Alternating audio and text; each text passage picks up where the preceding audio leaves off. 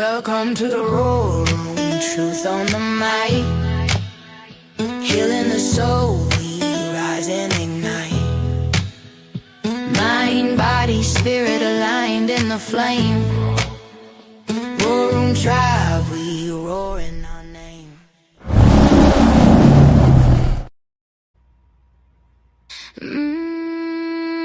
Yeah. Hey, yeah. When the thunder starts rumbling and the fireworks fly, our furry little babies wanna run and hide. Shaking in the corner with worry in their eyes, but chill doggies brings the calm right on time. Made with love and a beefy delight, natural ingredients doing it right. Passion flower, lemon balm, 2 lions mane mushroom, helping them through. Chill doggies, wagging tails tonight, helping all our best friends feel safe and alright. From the booms in the sky to being home alone, chill doggies helps them feel calm and known. So visit sheepdogspets.com and see. A happier pup is just a treat away, you'll agree.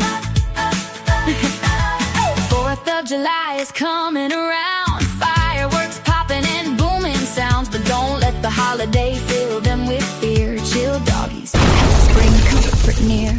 Lions mane for support and care, natural goodness beyond compare. For stress, anxiety, nervous days, chill doggies helps in so many ways. Chill doggies, wagging tails tonight, helping all our best friends feel safe and alright. From the booms in the sky to being home alone, chill doggies helps them feel calm and known. So visit sheepdogspets.com and see. A happier pup is just a treat away, you'll agree. Now welcome mushroom ladies to the Roar Room tonight. We're so glad you joined us, what a wonderful sight. We're barking and we're smiling, we're happy you're here, sharing health and happiness with friends far and near. Sit lion's mane is roaring, helping pups stay bright, supporting minds and nerves while keeping tails wagging right. So gather all your friends and sing along with me for calm, happy doggies and a joyful community. Chill doggies, hear the happy bark, bringing peace and comfort from morning until dark. Natural calming goodness in every tasty bite, helping furry family members sleep through the night. So when fireworks are flashing and the loud noises start, give your dog some chill doggies straight from the heart. A sheep doggies is a treat for tranquility. Chill doggies, because every good dog deserves a little peace and quiet.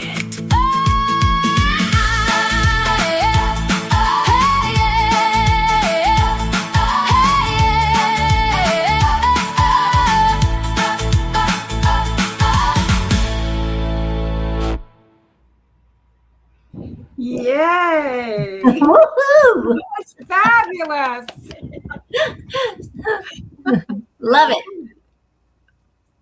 Yeah, that's awesome. The best. Welcome. Welcome to the War Room, 6/17/2026. Glad to have everybody here. It's Wednesday, halfway through the week. And a few more days closer to that 4th of July weekend. Or is it falling on the weekend this time? Yeah. Saturday, I think. Yeah, there you go. Well, Saturday. Yeah. Saturday night. Oh, yeah, they're going to be acting a fool after this 4th of July. Yep. Well, it's going to be, it's going to be Friday, Saturday, Sunday. It's going to go the whole weekend. Oh, yeah. Oh, 3-day week. Yeah, that's right. Yep. And there's always some rogue people out there doing it longer and starting sooner. Oh, yeah. So other than the chill doggies, what else do we have little treats for our babies to keep them calm? Oh, yeah. Well, you want us to get started? Yeah, let's go ahead and get it started. Okay. Just roll right into it. That was a good song to get it cranked up. It was a great intro. That was fabulous. Yeah. I was trying to figure out how I can play it, like broadcast it from my house, because people come here to get chill doggies all the time. I'm like, that song is so cool. Yes, that's great. I can post it. probably upload it to Yeah, your. please do. It's great. I mean, you covered everything. It's awesome. Yeah, I'll let Kim start, and then she can roll into what we're going to talk about with the 4th of July in a few minutes here. Yeah. Well, thank you. Thank you, Diana. Thank you, Miss Sheepdog and Mr. Sheepdog. Thank you. Thank you for having us again tonight. It's one of our favorite nights, Wednesdays at the Sheepdogs. Yep. And we appreciate everything that you all do and the help that you give us and all of that great stuff. And we are here to answer any questions at the email at sheepdogspets@gmail.com. sheepdogspets@gmail.com. And, our goal is our pet's health. However, we need to stay healthy to care for our critters, whether it's a dog, a cat, a horse, a rabbit, etc. They depend on us. We specialize in mushroom support, or like I like to say, mushroom therapy. It's our flagship mushroom product for animals and humans is the Coriolus versicolor. It is been studied for a very long time. It has over 400 medical studies that you can go to at mushroomstudies.co. And it gives your body the immune support that you need to aid for the most minor condition or the most catastrophic condition. It is not a cure. It is not a treatment. It does not heal anything. We are not giving medical or veterinary advice. The immune system gets its support and then goes to work. We focus on mushrooms, creating a bridge between ancient knowledge and modern living. And how did I get started? Well, as most of you all know, I was diagnosed with a pituitary adenoma. At the time, it was called an adenoma, which is a non-cancerous tumor on the pituitary, and that was in 2019. Didn't focus on it at the time because I was trying to deal with my father's health issues, and then later on I started and I got really motivated because I saw Diana on a podcast talking about these mushrooms and how great they were, and I'm like, well, duh, of course, I love the mushrooms. So I contacted her and have been taking the mushrooms ever since. And in the beginning, before I contacted her, I had the original MRI and then 3 more after that, and it grew, and it grew, and it grew. It was kind of a little scary because if it continued to grow and continue to press on my optic nerve, that could cause that blindness word. And that really kind of scared the bejeebies out of me. So I got started immediately, and I started taking a high dose of it. And my next MRI was 1.5 months later, right? 2.5 months later. And there was no growth. Oh my gosh, I was thrilled. And then the next one was 6 months later, no growth. Another one 6 months later, no growth. Yay! So now my doctor has put me off till for a year. And so no more 6-month things. We're doing it every year. And so I have since started all of the mushrooms. I'm doing the longevity pack now, and I'm really liking it. And I'll tell you, the first time I put the gel on my face, and I'm like, oh, it can't hurt. So the next morning I get up and I did a double take, and I'm like, what? Seriously, this little area right here is in particular what I noticed. I'm like, that totally looks a little bit better. So I am continuing. I do take some of it internally. And I think that's the way Kristen does it. So we shall see. Anywho, back to my script here. What is the most serious thing facing our pets? Cancer, diabetes, allergies, poor nutrition. And at 10 years old, 50% of our pups will have cancer. 50% of those dogs will probably die under the vet's care from the cancer. I don't know what all they do, but they don't have the mushrooms. So why are they getting so sick? Well, it's the vaccines, it's the Roundup in the ground, it's the poor nutrition. Have you seen what the dog foods are made out of? Mm-hmm. It's horrendous. And so what are we to do? Well, you all can reach out to us at sheepdogspets@gmail.com, and we can help you, free consultations if you want to ask us any questions. And we believe wellness should be shared, and it should be natural, of course. And in the last few shows, we talked about the mushroom weight management products, introducing our longevity program. And real health cannot be injected. The GLP-1 craze is absolutely frightening, very frightening. And because 30 million people will be using this by 2030. Please email us for the protocol and share your testimonies. If you've been on that longevity pack and you've noticed some results, please let us know so we can share it with others. And I'm going to introduce Diana now. Diana is certified in pet nutrition and CBD for pets and humans, and holistic pet care. Diana. Yay, thank you. You know what's really fun about this is the mushroom, we know that these mushrooms can connect people. And they are truly connecting you to a great community here. And I am so excited that the last time you went to the doctor, he didn't say it's getting better, but he basically alluded to that. And to me, that just made my heart sing. I mean, you've been almost 3 years since I originally met you, and these stories just warm my heart, but they don't surprise me. That's kind of the interesting thing about what we're doing. My husband will say to me all the time, Diana, we get these phone calls every day, and we definitely praise God. We definitely jump up and down and get excited, but we're not surprised anymore.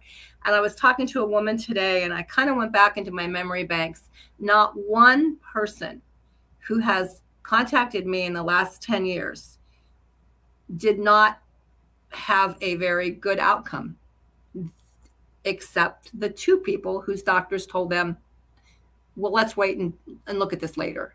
They didn't say don't take them, but by law, they can't say, yes, you can take these mushrooms. My doctor is wonderful. He's an oncologist, and he wants to open a holistic cancer center when he retires, which is going to be in the next couple of years. And he said to me, no doctor can give you permission to take this. So don't ask. My dad used to always say, go to the person who has the ability to say yes if you're looking to get something done. Don't ask someone who doesn't have the ability to say yes. The doctor can't say yes. It's not in their purview. They're not allowed to do it. They could lose their license. They could lose their practicing partners. They could lose their insurance. So many things. So we just want people to know that this is all natural, and we're so excited about the testimonials that we're getting.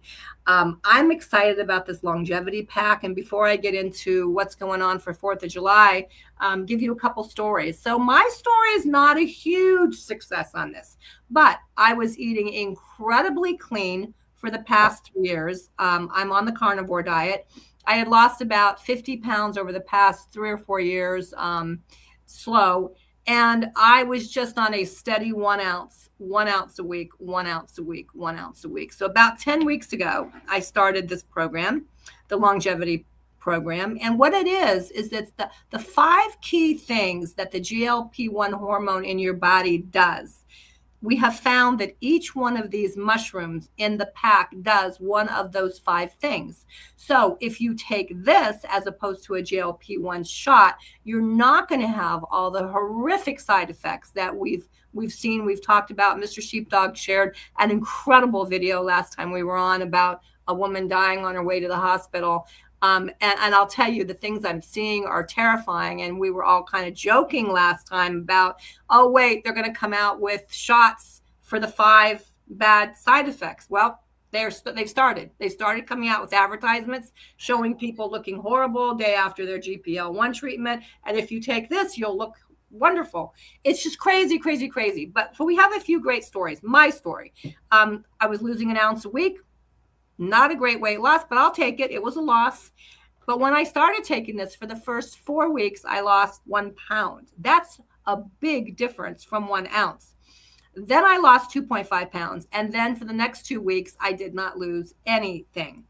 And then the next week, I lost a half a pound. The next week, I lost a half a pound. So my weight loss is really slow, but it's way better than what it was before. And I think it was because I was eating so clean already. Now, we have another podcaster that we work with who sent me the sweetest message. He said, Diana, I'm down 15 pounds in 20 days. And he said, the sad part about it is my little girl, who's 8, came up to me and went, Daddy, your tummy's getting smaller. And he said, it made me so sad because, here I am, my little girl noticed I had a big tummy. And now she's noticing. He said, I was happy, but I was sad. We have another woman who was actually flashed up the other day in a chat room that she's lost 10 pounds in 10 days. This is exciting. And I will tell you, Kim, the longevity gel is supposed to be taken internally for the weight loss protocol. I also put it on my face. I've been out in the sun a lot. It's 112 here. We were at the lake for the past 4 days. I got a really nice little red burn going on my face. Put some of this on my face. It was amazing. And my dog got sunburned. We have him always in a life jacket, but his little hind end sticks out a little bit, and he's white, so he has that pink skin. And I noticed on the second day, he's got a little sunburn. I took some of this, I rubbed it all over his little skin. And when we woke up the next morning, it was regular color. So, that was a good one. We forget that our pups can get sunburned, right? They really can. So we're excited about the longevity pack. We'd love to hear testimonials. Anybody who has purchased it, please, please, please let us know how you're doing on it, because this is pretty exciting for us. So let's talk about the 4th of July. It's the saddest day of the year for our animals. It is the number one day that animals run away. And that just breaks my heart. The shelters are full. This coming 4th of July, which is only a couple weekends away, the shelters will be packed. It's on a Saturday, which means, holy moly, we're going to have Friday, Saturday, and Sunday just crazy fireworks. It's also a big 250-year celebration. I think people are going to be going overboard. I know that, I don't know where it is. I think it's in Vegas, because that's where I live. I think they're doing fireworks every night for like 2 weeks. It's like, this is crazy. Our poor dogs. So, why do these dogs hate fireworks? Why is it so bad for them? Well, first of all, 50% of our dogs have a noise-related phobia of some sort. It could be something that happened when they were a pup. It could be something that scared them that they'll never forget. A dog hears a car backfire and and when they're little, and every time they hear a car backfire, they're gonna react. Their sense of hearing is 4 times as sensitive as ours. So imagine hearing those fireworks. Imagine them being 4 times as loud. Think about that. They can detect a much quieter sound than we can because they have a different frequency level. So it's 2 times higher than that of a human. So now we've got noise that's 4 times higher. We've got frequency hearing that's 2 times higher.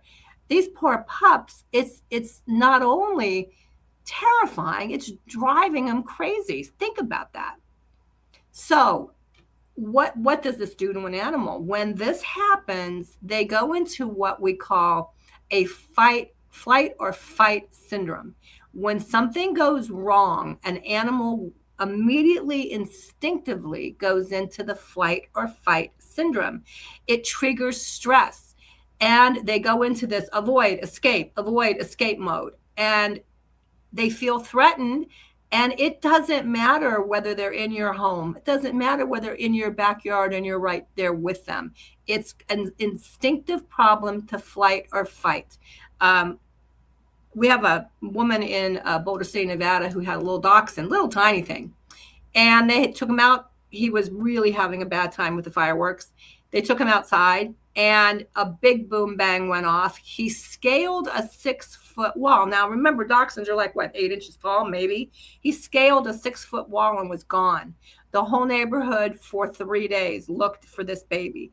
Finally, thank God, found the baby at the shelter. About 4 days later, someone had turned him in, but easily could have been gotten by a coyote. But this dog was so scared, it just took off. So some things that we want you to think about is that, we have some breeds that are more sensitive. Cairn Terriers, Pembroke Welsh Corgis, they are so sensitive to these sounds. Labradors and German Shepherds, not quite so much. I hear people. I have friends that take their dogs to the firework display. Some dogs are triggered by it, some dogs aren't, but you just never know. So we had a dog in the Vegas Valley, and I think I told this story last year because it just broke my heart. A big pit bull was so scared. Mommy and Daddy had left. He was alone, that he literally rammed his face against the door trying to get out so bad that he broke his snout. I mean, think about a dog being that scared that he would break his snout. He had to have wires and a little cage. Oh, it was awful. So again, it's just terrifying. And we just want to make sure that we can do whatever we can. So we're going to talk about what can you do. And I encourage all of you, send this episode to everyone you know with an animal. They will love it. They will not be sorry. And maybe we can keep an animal from getting hit by a car or getting eaten by coyotes or smashing their snout against the door because they're so scared. So the first thing is, what can you do if you're a good dog owner? Well, the first thing is, don't leave your dog alone. And I know that's hard. You guys want to go, you want to enjoy the fireworks, but come on. I mean, they depend on us, and it is our obligation. If you've got a dog that reacts, don't leave them at home. This is when destructive, dangerous behavior can happen. They can get crazy. They can start tearing things apart. They don't know what to do. You need to focus on their safety. If you can leave and go somewhere where there are no fireworks, by all means do it. I mean, if I could do that, I would do it in a heartbeat because it is the worst day of the year for our dog. Put on music really loud, but make it calming music. Lower the blinds, draw the curtains. Those bing, bing, bing lights are very triggering for their eyes too. You can use a swaddle. You can take like a big beach towel and just swaddle them and hold them. They'll feel more secure. A thunder shirt or a thunder jacket. Those are amazing. You know what else works good is a life jacket. If you've got a life jacket for your dog, put that life jacket on them and put it on nice and tight because that's going to make them feel a little bit more secure. Really important. Now, the other thing is check your doors and windows. Make sure that they're closed because these dogs are thinking about how to get out. They're not thinking this is a safe place. I'm in my home. It's safe. No, they're thinking I got to go. I got to run. I got to flight or fight. Make sure that if they're microchipped, make sure that it's up to date. There's a couple companies that have gone out of business. You might want to call your local vet who did the microchipping, ask them, or just pop your dog in and ask them to read it and make sure that it's still with a company that's still active. And also put something visible on them, a name, a phone number. You can just get even a piece of masking tape over their license or over their name tag if you don't have a name tag, because not everybody has a microchip reader. So, the only way that someone's going to be able to read the microchip is if they're in a shelter or at the vet. So, if your neighbor finds your dog, you'd rather them have a phone number that they could bring the dog back. For those of you that are traveling, important that if you're like in an RV park, put your RV space. If you're in a hotel, put your hotel room on a little piece of masking tape and just put it on their little sticker, wrap it around their collar. I think that's a really important thing. Do not take them outside unless you have a really strong leash on them, because boom, bang, they're going to jump and run. It's a scary, scary thing. So, of course, they are going to have to go outside, but just make sure that you have them tethered and that you have them controlled. We had an incredible, sad story in Southern Nevada of a 1 year, 8-month-old, beautiful golden doodle who was out with the kids, and they were in the desert, and the whole family was out for the day. And one of the littler ones was holding the leash, just a little kid, because the dog was just like being good, walking around. And out of nowhere, this helicopter came buzzing by, scared the dog. The dog took off. The kid fell, let go of the leash. The dog was gone. And they looked for that dog. I was part of the search team. There were 30, 40, 50 of us out there for days, for weeks, trying to find that baby. And we found his collar. We found his leash, but never found the dog and never knew what ended up happening. And it was just because it got scared. It just got scared and took off. And so please, please, please, please, please make sure they're tethered. And you can intervene. You can intervene with things like the chill doggies. Oh my God, that song was so good. In fact, I just called Kristen, who's up in Washington State doing an event right now. And I said, you got to go on and listen to that song. She's going, I'm going to do it right now. So the chill doggies, what are they and what do? They do what they say. They just chill the doggy. That's all they do. They chill the doggy. Now, you can go to the veterinarian and you can get meds. You know, meds are hard on their liver, they're hard on their kidneys, but the chill doggies, oh my gosh, these are so amazing. First of all, it has lion's mane mushroom. What does lion's mane mushroom do? Well, it takes the brain down a notch, kind of like when you have a cocktail. You know, sometimes you just have a glass of wine to unwind a little bit or to take you down a notch. Well, that's the same thing that the lion's mane does. It's cognitive. It's also good for dogs that have dementia, and we have a lot of dogs out there with dementia right now, but it's really good because it's a neurological thing that happens with the lion's mane. It has organic catnip. Now, who would have known that catnip actually calms the dog down? Not a cat, you know, it amps them up and sends them flying, but for a dog, it calms them down. We also have organic coconut oil. We have some really nice herbs. We have some passion flowers, some lemon balm, some things, rosemary, that are all calming for the dog. You know, give the dog a warm bath, cuddle them up, just take everything down to a different level. But I do suggest you order these now because we want to have them in time for the crazy 250-year celebration. You know, be a neighborhood hero. Walk around the neighborhood with a baggie and give a few of these to anyone you know with a dog. A quick story. I go to all the fireworks booths and I ask for permission. We have fireworks booths here in Nevada. I ask for permission to leave some chill doggies there, or my number or cards or whatever. And then I actually go from booth to booth and work the booths. We had a guy that spent over $2,500 on fireworks. I can't believe what people will spend on fireworks. Wow. And I said, sir, you really need to get some chill doggies for your dog. I mean, it's under $40. Well, he was like, nah. And he was really a nice guy. And I was like, you know what? You're going to be letting off a lot of fireworks here. It's a gift. Take this and go around your neighborhood and give it to people. And he kind of poo-pooed it, laughed. He took it, of course, and he was really nice with it. But the best part was the next morning after July 4th. Everybody kind of knows us in our little town because we have the Christmas house. So he knew who I was. He knocked on my door and gave me a $100 bill. And he said, I have to tell you, I was wrong.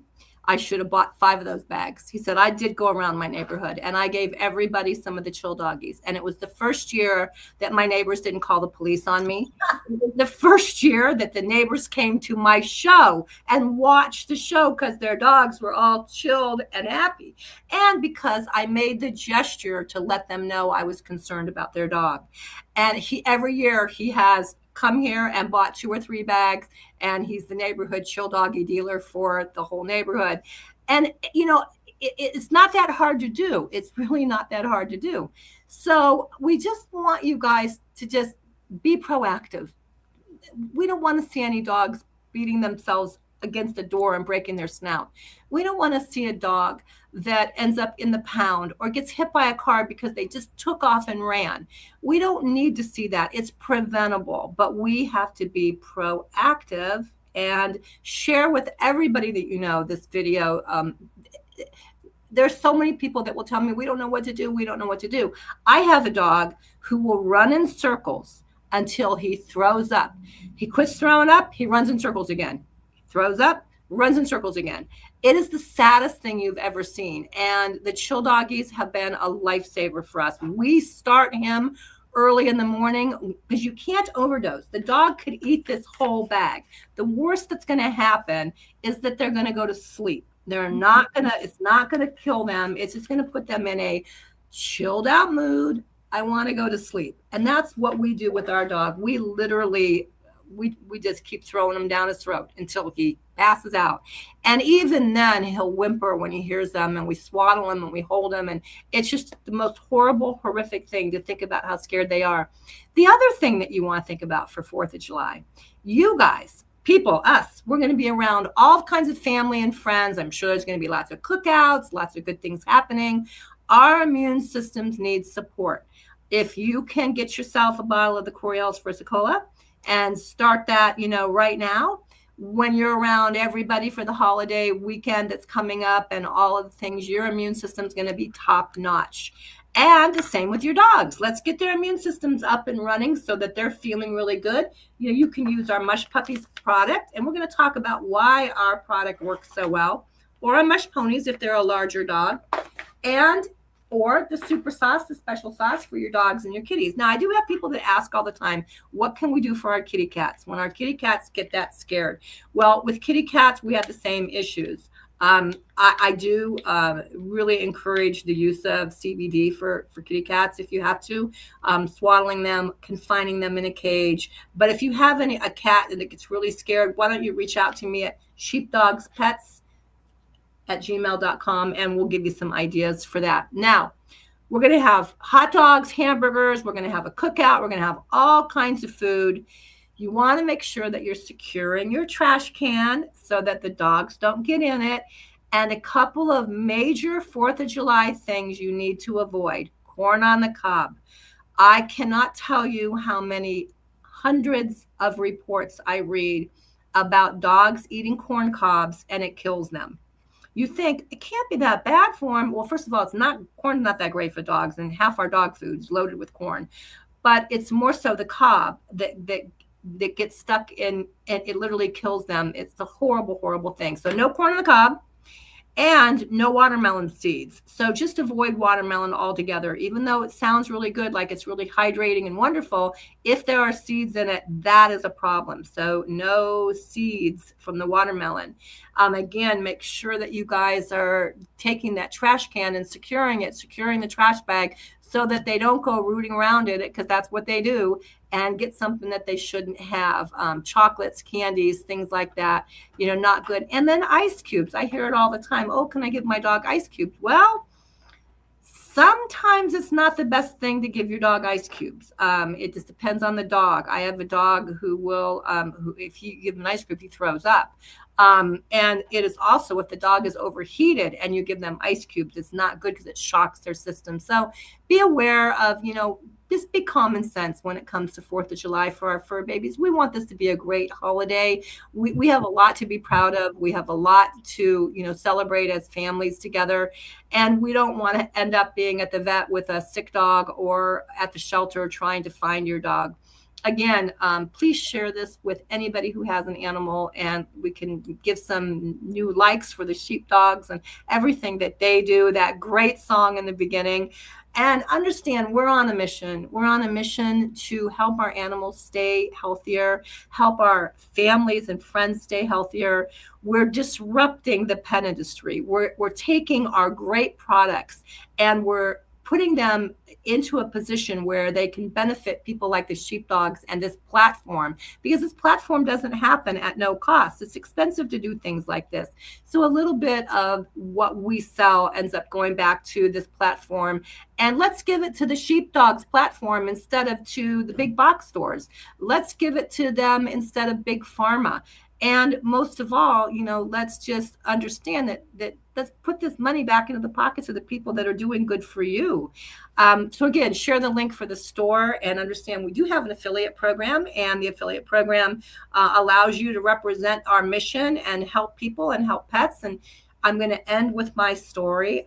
I tell this story every time I'm on, but every time I tell this story, somewhere, somehow, a phone call comes in from someone who says, gosh, God's timing is amazing, because I usually don't turn this show on, or my brother-in-law saw it and he sent it to me or something like that. And I heard your story and I was just diagnosed, or my father was just diagnosed, or my friend was just diagnosed. I had 2 of those calls today.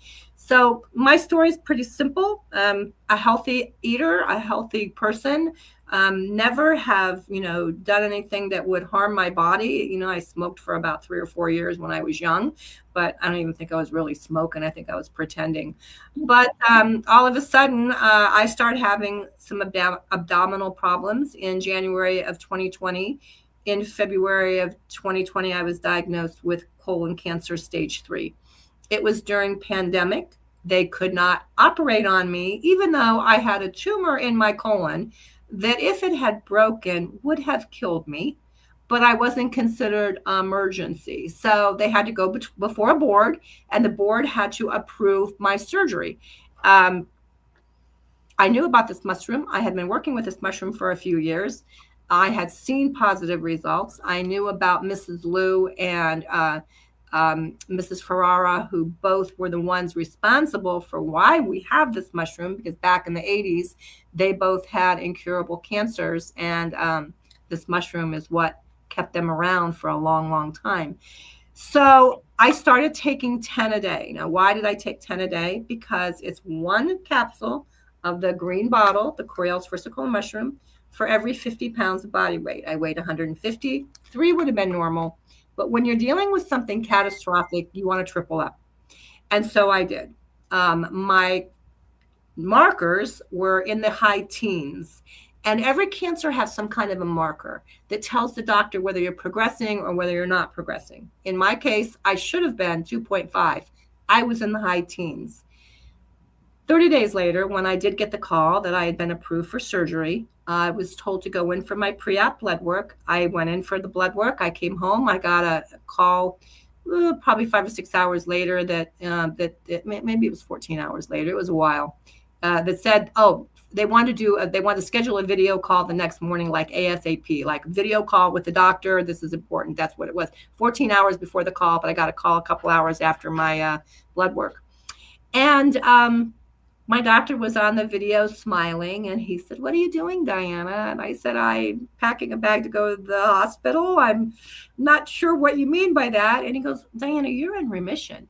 And, I heard those words, and I knew they were good words. I mean, I knew it was something we should be excited about, but I really didn't know what it meant. What does that mean? You hear it all the time. Oh, she's in remission. What does that mean? Well, it means that at that point, the cancer is not active. The cancer is not, growing and doing what, it's basically, it's inert. So he asked me again, "What are you doing?" And he explained to me that I should have had a number of 2.5.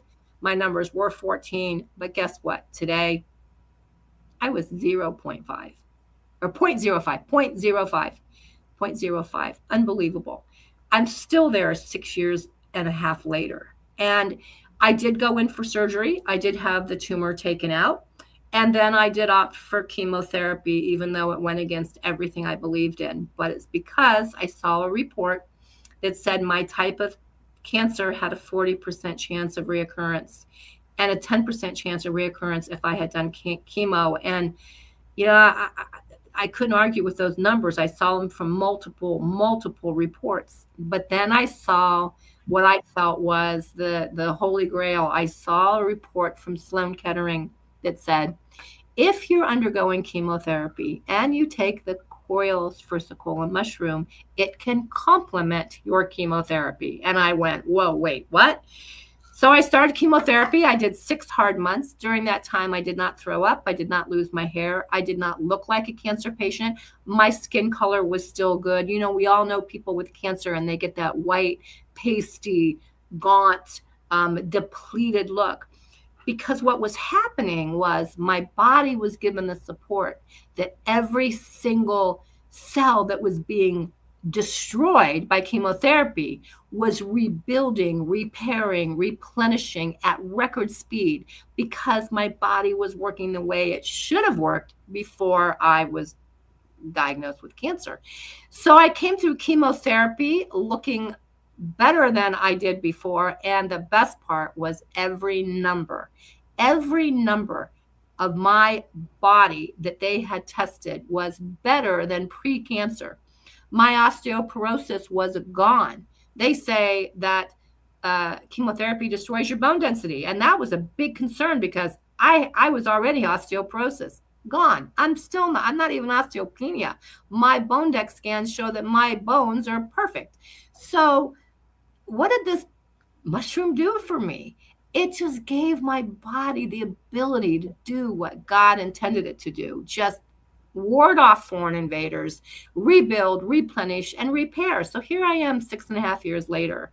And I try to put this message out to everyone I can because there is a way. It doesn't have to be a death sentence when you are told you have cancer. Yes, we know that there's lots of things we can do to help prevent cancer. We know that sugar, encourages cancer to grow. We know a lot of this stuff, but the point is, until big pharma quits making money off of it, we're not going to be, and I got to be really careful what I say here, although Mr. Sheepdog could probably jump in and say it. But, I believe that there are things out there that are causing it. I believe there are things that are out there that could be used, that could stop it, and it's not being used. But we have something. We have a God-given mushroom with 400 medical studies and proven facts of what it can do to help the body when the body's dealing with something catastrophic. And I'll just leave it at that. So again, share this link. We so appreciate everything that the sheepdogs do for this community. Kim, would you like to jump on and add anything else about 4th of July? Maybe you could talk about our flyer that's going to be on Telegram. Yeah, it's already on Telegram. Hope everybody has a chance to look at it and take down the website so they can get it and have it on hand. I want to say something about, if I had not been sitting here with you listening to this, if I was on the other end listening as a listener, I would say she said that she was in this mushroom business prior to getting that diagnosis.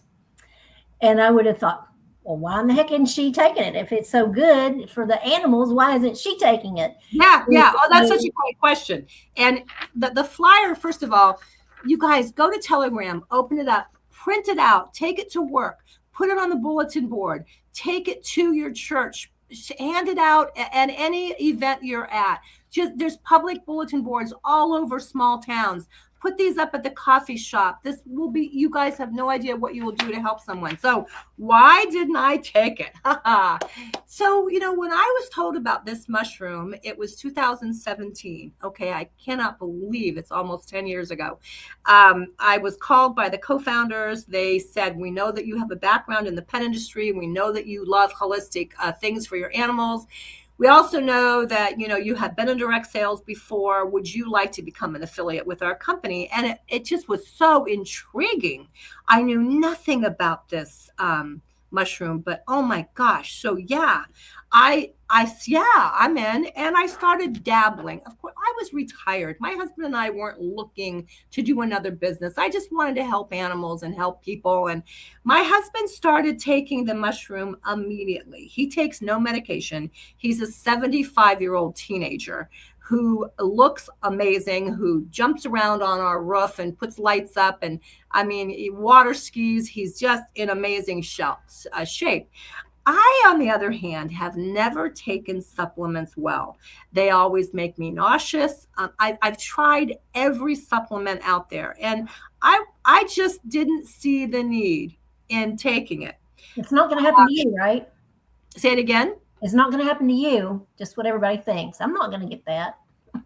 Well, yeah, exactly. Why would I, right? I was healthy. I also thought I was a little bit invincible, and I joined this company when so I'm 68 years old. So I was 57, and I look back and I wonder, is that going to be a decision that I regret for the rest of my life, that I didn't take this, or did I have a bigger purpose? I always say I have a Substack called The Mushroom Ladies. Kim has a Substack called I Love Pets 24/7. And we share all of the things that we are doing with animals and people. And my tagline is, cancer didn't happen to me, it happened for me. I believe I was supposed to get what I got and see the results that I saw so that I could use this big mouth that I have, because every one of my report cards when I was a kid said talks too much. I found them at my mom's house when my mom passed away and I was going through my mom and dad's stuff. I found all my report cards, and almost every one, in fact, my husband took a couple of them for blackmail. It says too much on them.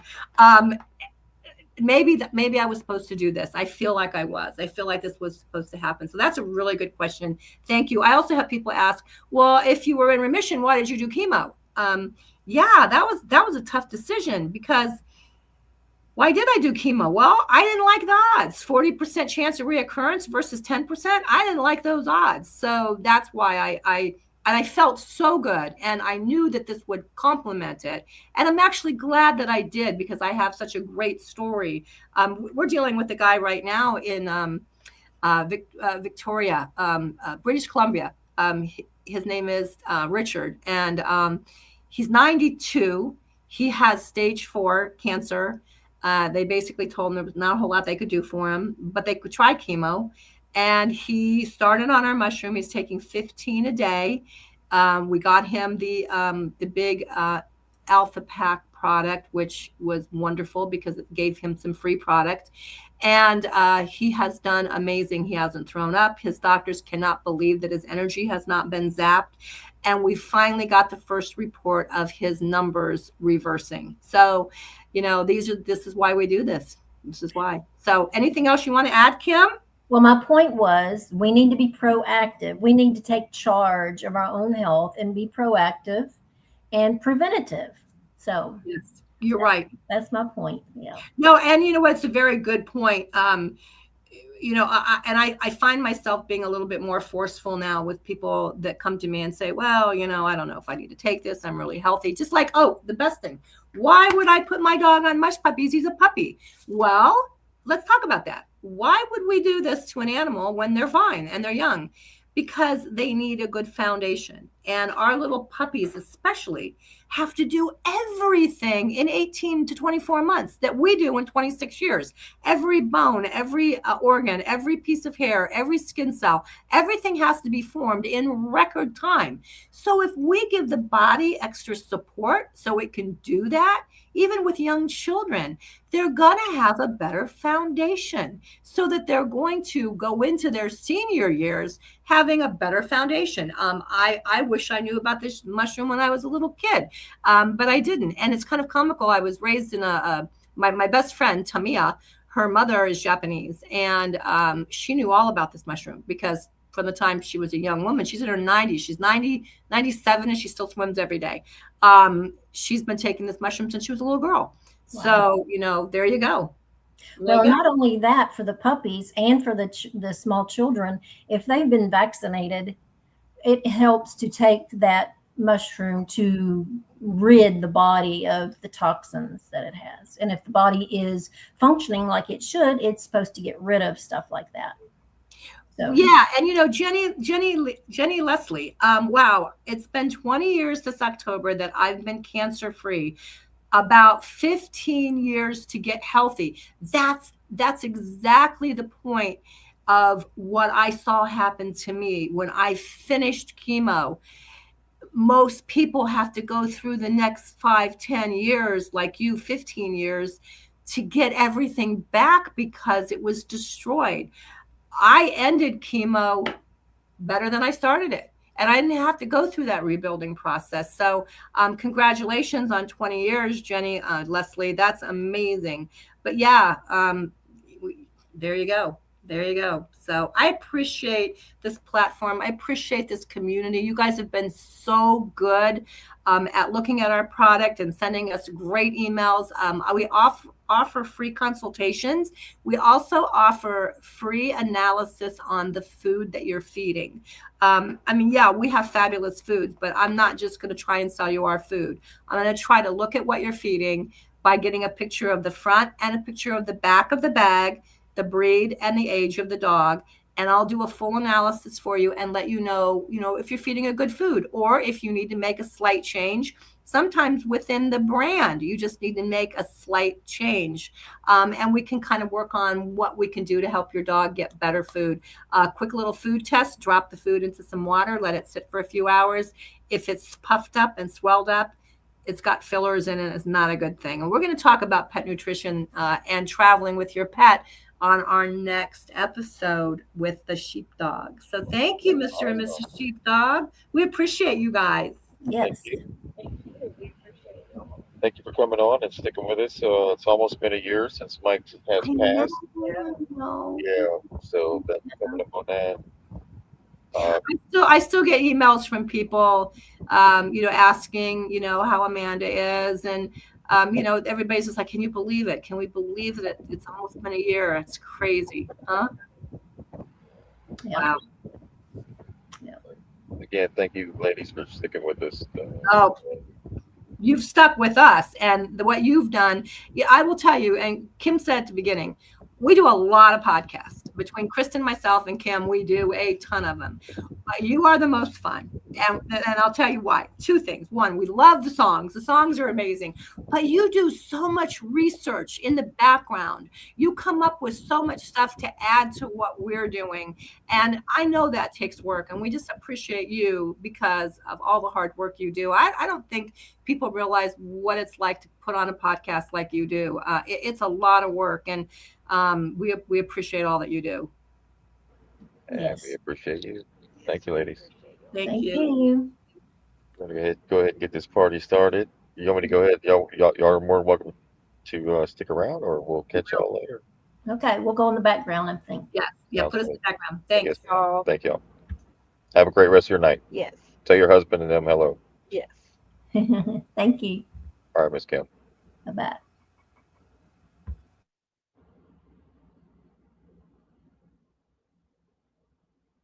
All right, there we go. There we go. Check out the banner across the top of the screen. We have the website along with the email. If you have any email questions, please email us at sheepdogspets@gmail.com. We're going to go ahead and get this party started. All right. So as you can see by the title of the show, let me go ahead. There we go. All right. All righty. As you see by the title of the show, what is it? The Loophole War. The Loophole War. Let's talk about that for a second. War Powers Act. Right? There's a loophole in that Let me get to get around Congress. There we go. That's what they've been doing. So what they do is they just rename it something else. Yeah. And then they get a whole nother reset. Yep. It stops the clock. Stops the clock. I think it's 60 days. Yeah. Right? They have to get another approval every 60 days. I think that's it, right? 60 days. Yeah. So if they just rename it, then that's the loophole. You can read that. Operation Hammer is one. Mm-hmm. Right. And variants like Operation Midnight Hammer, Epic Fury, and Sledgehammer refers to a pattern in which the Pentagon considers renaming an ongoing Iran war to make it appear as a new operation, thereby resetting the 60-day war powers clock and avoiding the need for renewed congressional authorization. Right. What's actually going on? Multiple credible reports show that the U.S. administration has repeatedly explored changing the name of its Iran military campaign. Operation Epic Fury, proposed rename Operation Sledgehammer, intend to argue that a new operation restarts the 60-day war powers resolution timeline. So Operation Midnight Hammer, a previous name used for U.S. strikes on Iran nuclear facilities, Pentagon officials explicitly described the renaming as a legal maneuver to circumvent Congress, quote unquote. Right? In other words, same war, different name, with the goal of resetting legal obligations and not changing the military reality. Right? So why renaming matters? Under the 1973 War Powers Resolution, the president must get congressional authorization if the U.S. forces remain in hostilities for more than 60 days. Renaming the operation allows the administration to claim what? That's a whole new thing.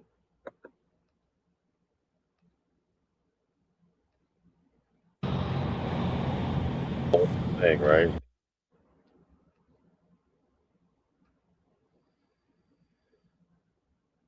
That this is a new operation. So the 60-day clock starts over. They bypass it. That's the loophole wars. And they've been doing that. This tactic has been criticized by lawmakers from both parties as an attempt to evade constitutional oversight.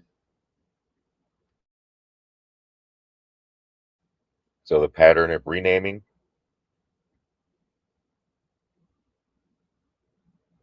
So we have a structured view of the renaming cycle. We have operation name. Then they have context of the purpose. Then they have legal and political implications.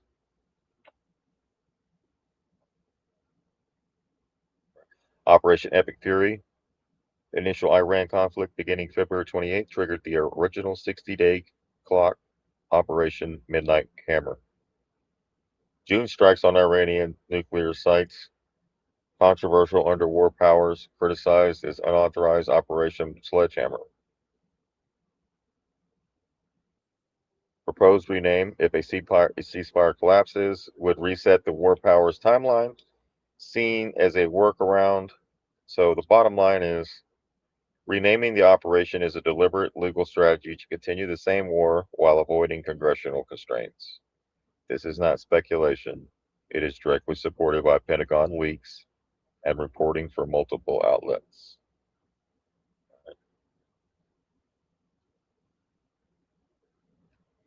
No video. Oh. Did like a video? Yeah. Sunday night, 25 AI post. Trump on the Navy ship commanding the coast. Iranian warships in the background, storming lightning strike. It was the calm before the storm. That's what he typed. Came back from Beijing without a deal in hand. Operation Sledgehammer, that's the new command. Same war, different name. 60 days past the law. Rename it to avoid the Congress flow. Sledgehammer. Calm before the storm, 25 AI posts, and the world should be warned. Sledgehammer. On the Navy ship, calm before the storm, from his fingertips. Same war, brand new name. Rename it to avoid the congressional gang. Epic fury ran past 60 days, they knew. War powers resolution coming into view. So they renamed it Sledgehammer just in time. Iran said open the strait or we hold the line. Nobody's moving, nobody's backing down. Arrested an alien on a Sunday night in town.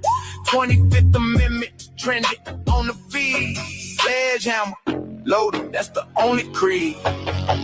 Sledgehammer. Calm before the storm, 25 AI posts, and the world should be warned. Sledgehammer. On the Navy ship, calm before the storm, from his fingertips. Sledgehammer. Same war, brand new name. Rename it to avoid the congressional gang. That's all you gotta do, just rename it. 60-day reset. NYT said plans already being prepared. Largest operation since the war was declared. Iran said forces prime for open war. Trump posted AI and went back for more. Beijing gave nothing straight, still locked down tight. Come before the storm on a Sunday night. Calm before the storm, 25 AI posts, and the world should be warned. On the Navy ship, calm before the storm, from his fingertips. Same war, brand new name. Rename it to avoid the congressional gang. It was the calm before the storm, he said. Sledgehammer coming if diplomacy's dead. Sunday night, truth, social lit the fuse. The world waits for the So the Loophole War, right?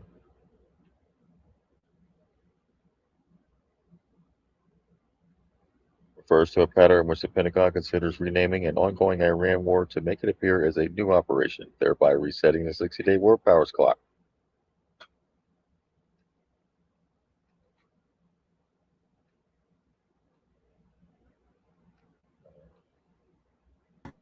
Most people have no idea about this, right?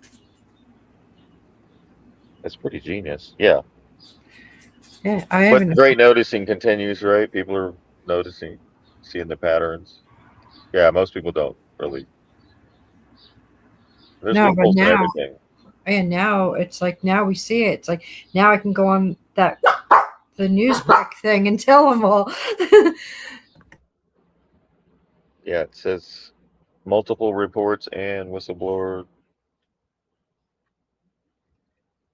Uh,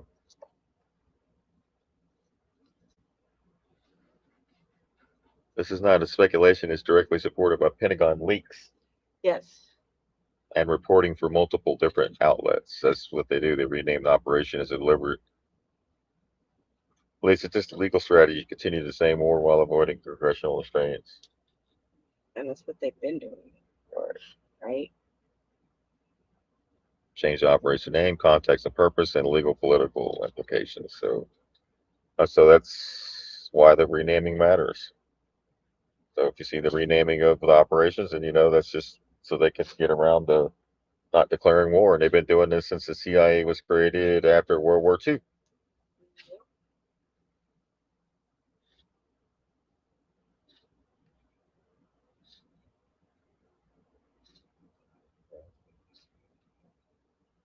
So just think of how to be it once they try to merge Israel's IDF and the United States military, right?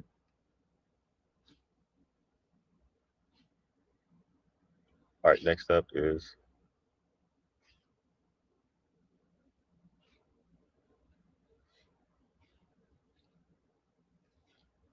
this was shared on at the UFC fight.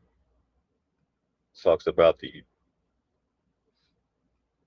uh, military, they call it in Washington, D.C., the military district of Washington. Military district, yeah, they're calling it exactly what it is, right? The military district of Washington. Yeah, What that's is that? what it is. If you Mhm. have the Vatican's religion and the London is the money part, so DC Yes. was the military. Finally, they're telling the truth. Yes, Hey, exactly. in the That's what I back. said. I said, I can't believe they're just flat out telling us now, which is awesome. Yeah. If you have to have the ears and the eyes. Here we go. Please rise as today's colors are presented by the Joint Armed Forces Color Guard from the Military District of Washington. From Military District of Washington. wait, let me go back. He must have mispronounced.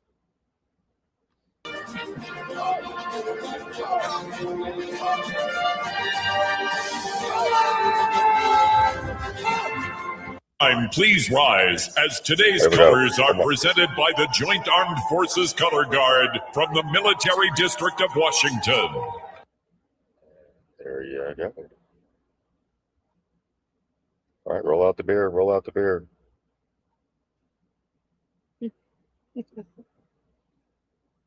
Military District of Washington.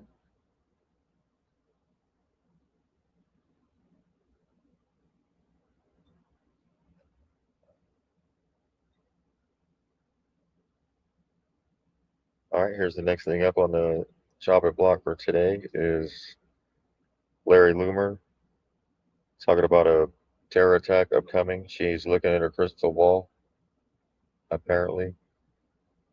So this is from Glenn Greenwald. Everyone understandably gets a bit nervous when an agent of Israel starts predicting a major mass casualty terrorist attack on American soil just days after the president announces a deal that enrages all of Israel. They don't want peace; they want continued war. Right. That's what they're saying. That it's kind of. I think I mean, it sounds like to me they are, because look, if we've been invaded from within, right? You know, like some of the major players, but you wouldn't know like the other players, or who supports that kind of stuff. So Right. what would you do? You would act like you're you would be with Israel, right? And then you would say, no, I'm not going to blow them all up and to smithereens and uh, knock them off the face of the earth. I'm going to go ahead and try to make a peace deal, and then see how they react, right? Because they all loved Trump this term, right? They just love him because He's he doing was what going they to go to want. war with They're stroking Iran, his ego to get what they right? want. Yeah, But e- the second he stops doing what they want, he's the biggest piece of shit on the exactly. planet. And there he was going to go to war with Iran and blow them up, right? Like he even said that today. So it if it if then he makes a peace deal, then they're all mad now. They don't want a peace deal. Well, So that shows you who they are. right. It shows you who the children of God are. Blessed be the peacemakers, for they shall be called the children of God, Exactly. not the warmongers that have people convinced that in order to fulfill prophecy, we have to drop warheads on brown heads. Exactly. It just wipe them up. People really, really wanted that. That's crazy. It exposes people's hearts, It really does. and the propaganda has gotten us so far gone that a lot of people are going to have to hit their knees when they realize what they supported Yeah. Yeah. and repent. Let's face the truth, ignore the rumors. Laura Luma, Tora Tuma, you're just a dude, a fucking loser. Let me tell you a tale about a very wicked witch. Her name is Laura Luma, she's a very vicious bitch. She chopped the fucking dick off and replaced it with a ditch. Now she's pacing in her basement watching every Candace clip. And now that she transitioned, she has demolition dreams. Nothing gets her off like a sound of children screams. Luma's here on X, praying thousands end up killed. So our country fights a Jewish war and BB gets his fill. Every week she's got a warning, but she ain't scared a bit. Like she knows who's gonna do it before the match is even lit. Who reached for a slaughter just to brag that they were right? Got the carnage on a countdown, scheduled for tonight. Bitch, that ain't a warning, that's a spoiler. Hey, Mossad, why do you employ her? You don't fear the next attack? Bitch, you're waiting for the news, so you can blame it on the Muslims, but we'll know that it's the Jews. You're a parasitic demon and you really hate yourself. They put you in a loony bin and said you can't be helped. If another 9/11 happens, we'll be sure to blame you. The noticing is here, bitch, and this is phase 2. Laura Luma, Tora Tuma, let's face the truth, ignore the rumors. Laura Luma, Tora Tuma, you're just a dude, a fucking loser. Laura Luma, Tora Tuma, let's face the truth, ignore the rumors. Laura Luma, Tora Tuma, you're just a dude, a fucking loser.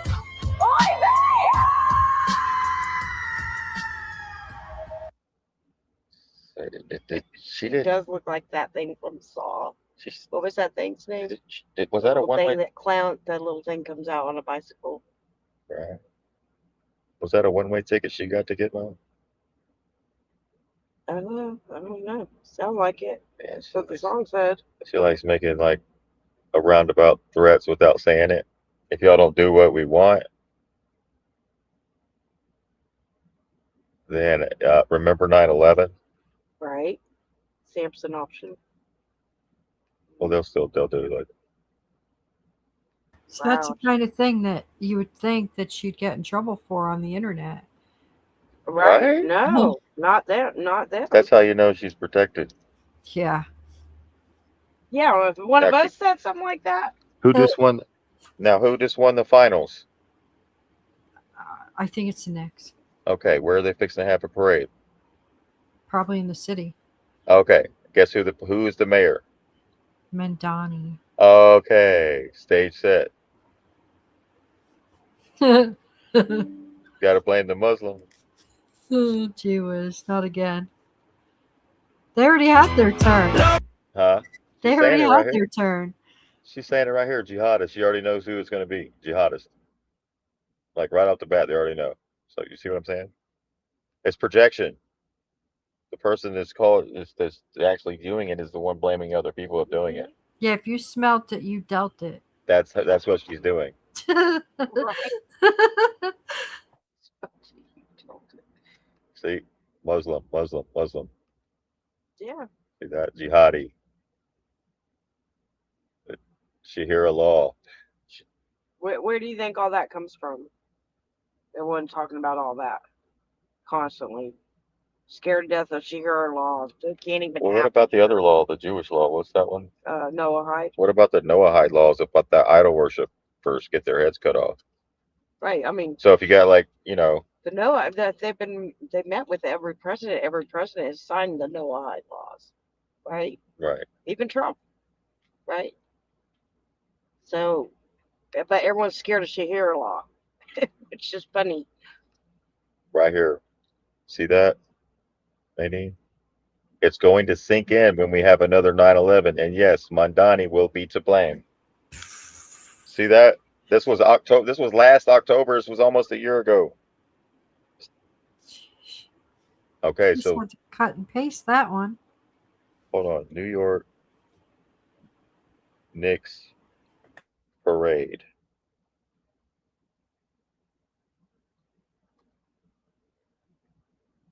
All right, so the New York Knicks championship parade is going to be on the 18th. That's tomorrow at 10 a.m. in Lower Manhattan, right here. They're going to be starting near Bowling Green Park, and they're going to be going to City Hall. They're going to have Washington's Trinity, Church Street, Fulton, New Street. Okay.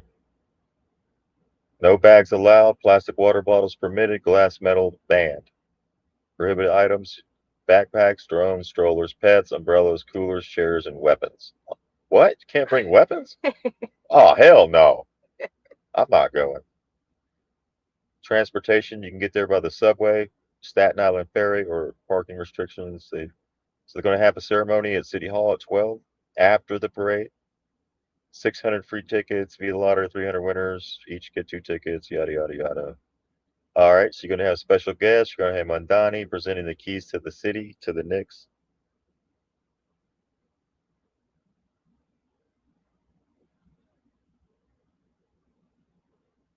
All right, so there you go. According to Laura Loomer here, and connected Mondani, and something's going to be in New York, basically, is what she's telling you, because she's bringing up the mayor Yeah, and she of referenced the location. 9/11 again. That was in New York, right? She said, what did she say? You don't want something to happen like 9/11.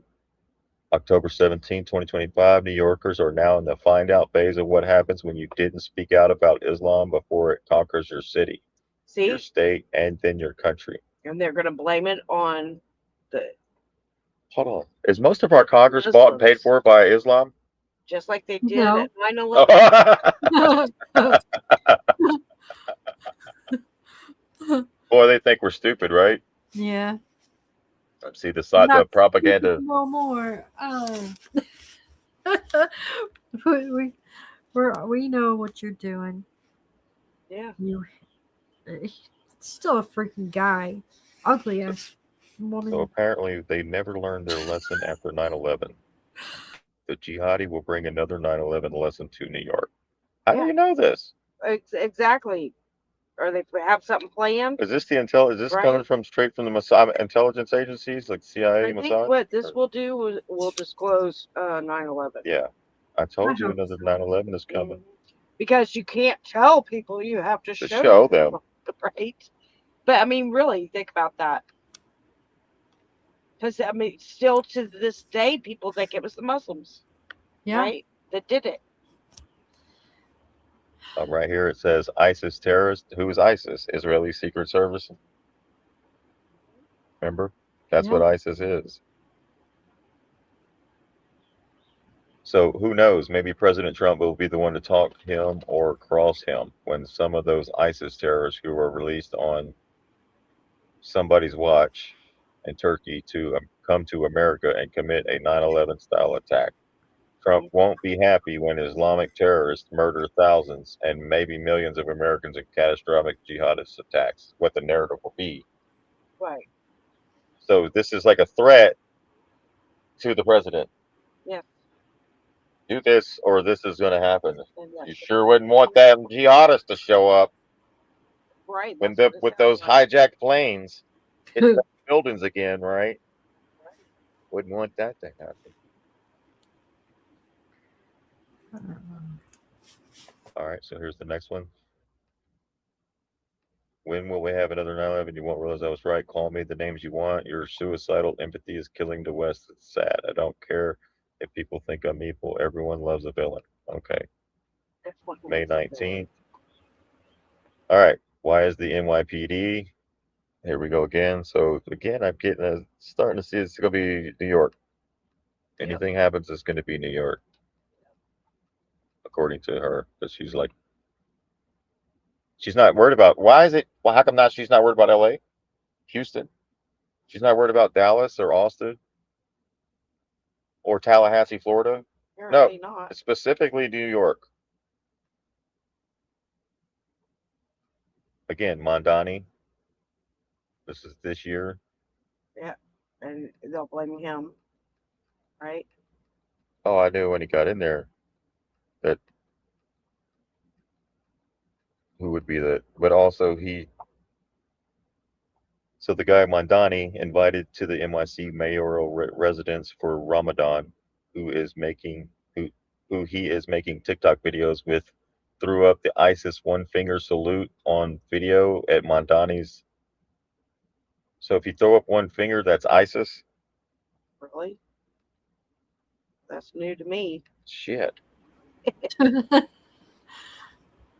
Wow. one finger like this where they point up, I know about the middle finger.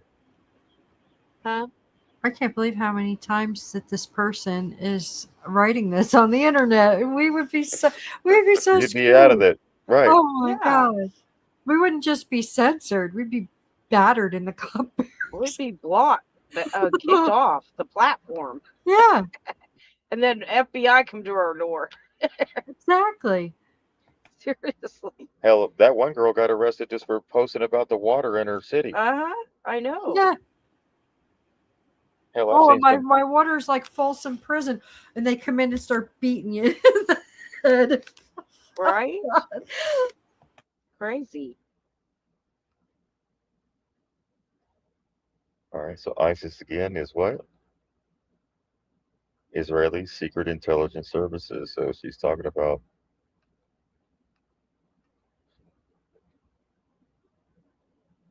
Israel. Okay, again, we have a massive munitions crisis now, and Islamic enemies and our adversaries are all around the world are well aware of that. But yeah, because you just told them that you have a massive munitions crisis. Right? You just said it. So who's we are sitting ducks? Who's we? She's talking about herself. Part of me thinks the next 9/11 will be done with drones. Oh, that's why the narrative at the White House was talking about the drones after the UFC fight. Mhm. Remember that? Yes. Y'all remember the drone thing? Guys, I woke up today and I just felt so blessed and so grateful that Kash Patel is our FBI director and he's able to uncover these massive terrorist plots against the American people. I think we should turn over more of our rights. I think we should extend FISA. Man, oh, wait, Kash Patel uncovered this plot without FISA? This is why we need the ballroom. Vibes is what I'm getting. Yeah. Right? See it? Yeah. How'd you... Wow, no way. I mean, our FBI actually did their job? No, I'm not buying it. Not buying it for a fucking second. Did you see the patsy? Everybody in the comments, all you have to do is just go read the top 30 comments and try to find one comment in the top 30 of somebody that's agreeing with Kash Patel and our FBI director. It's all people bullshit, not believing it, don't buy in it for a second. Like, Kash Patel's cooked. It's the FBI.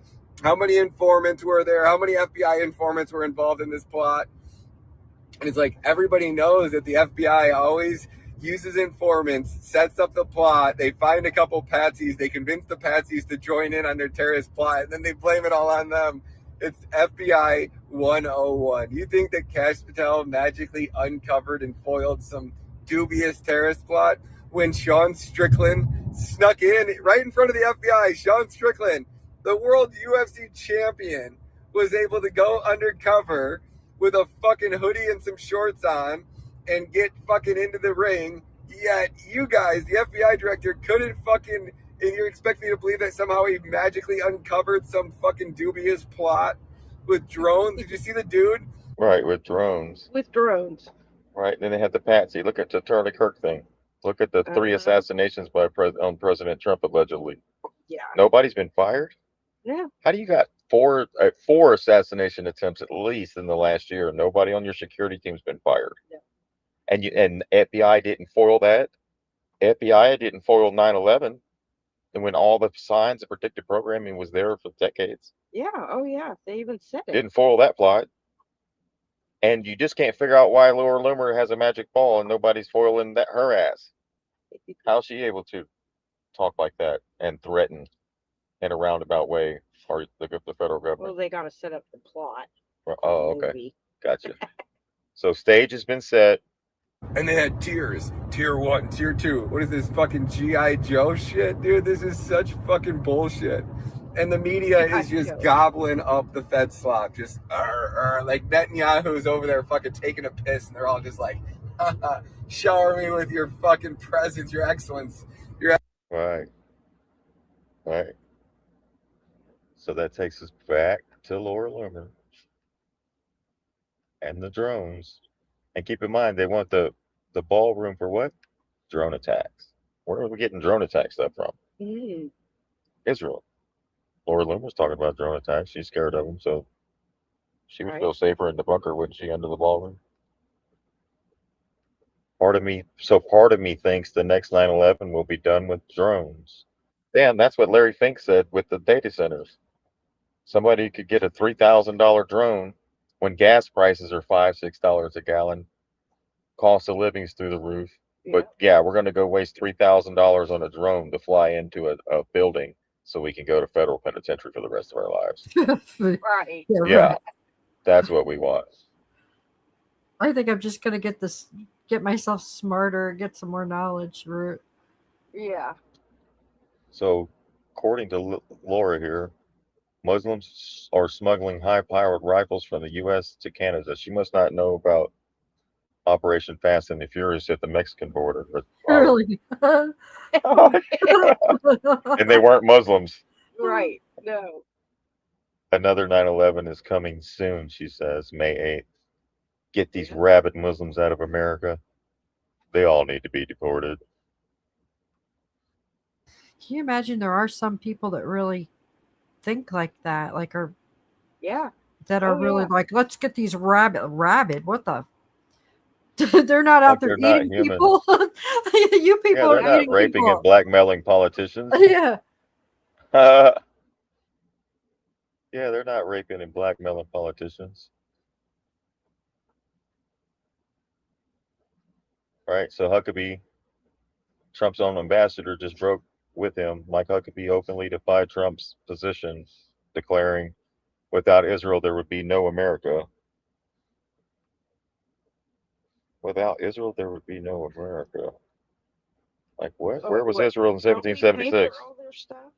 Did you see in the history books where Israel was there in 1776 and they helped write the Declaration of Independence and sang the Star-Spangled Banner? Right.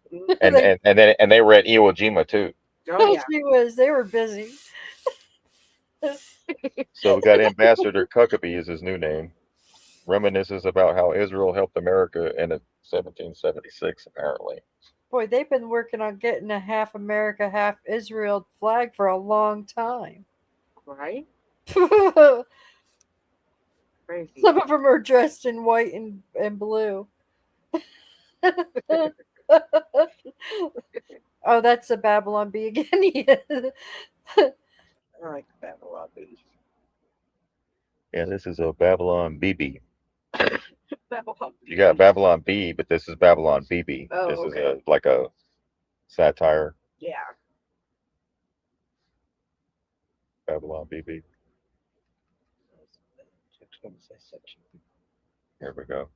My job to represent the importance of Israel to the United States. This is just another reminder that it is your heritage without a doubt. But Minister, it is also the heritage of the United States. Without Israel, without the Jewish Foundation, there would not be an America. We owe our very existence to what happened in this land. Damn. Why were we taught that shit in school about the 17th century American Revolution in Israel? Which wasn't Israel in 1776. It was actually Palestine. Palestine, Israel didn't even exist. Right?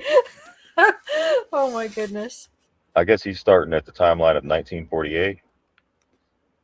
It's crazy to even think like that, because it seems like it should be so much longer ago with the whole Israel thing, with them having that land, but it really isn't. It's really nuts to think about it and how they got away with it.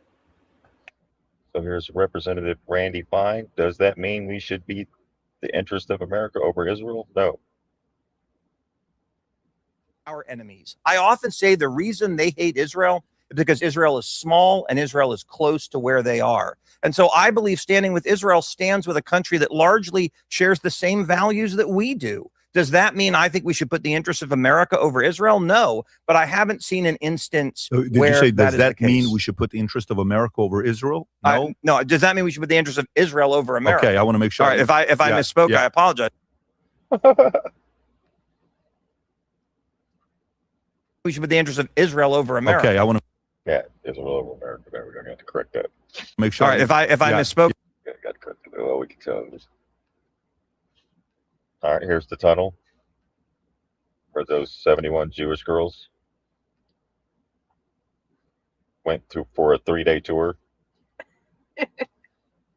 I'm here right now at the sewer tunnel cave Munchlandian nonsense. So you mean to tell me 71 Muncie girls hopped on these rocks like some sort of Munchlandian hopscotch? I don't know. I'm just going to describe what I'm feeling over here. The energy is a little off, all right?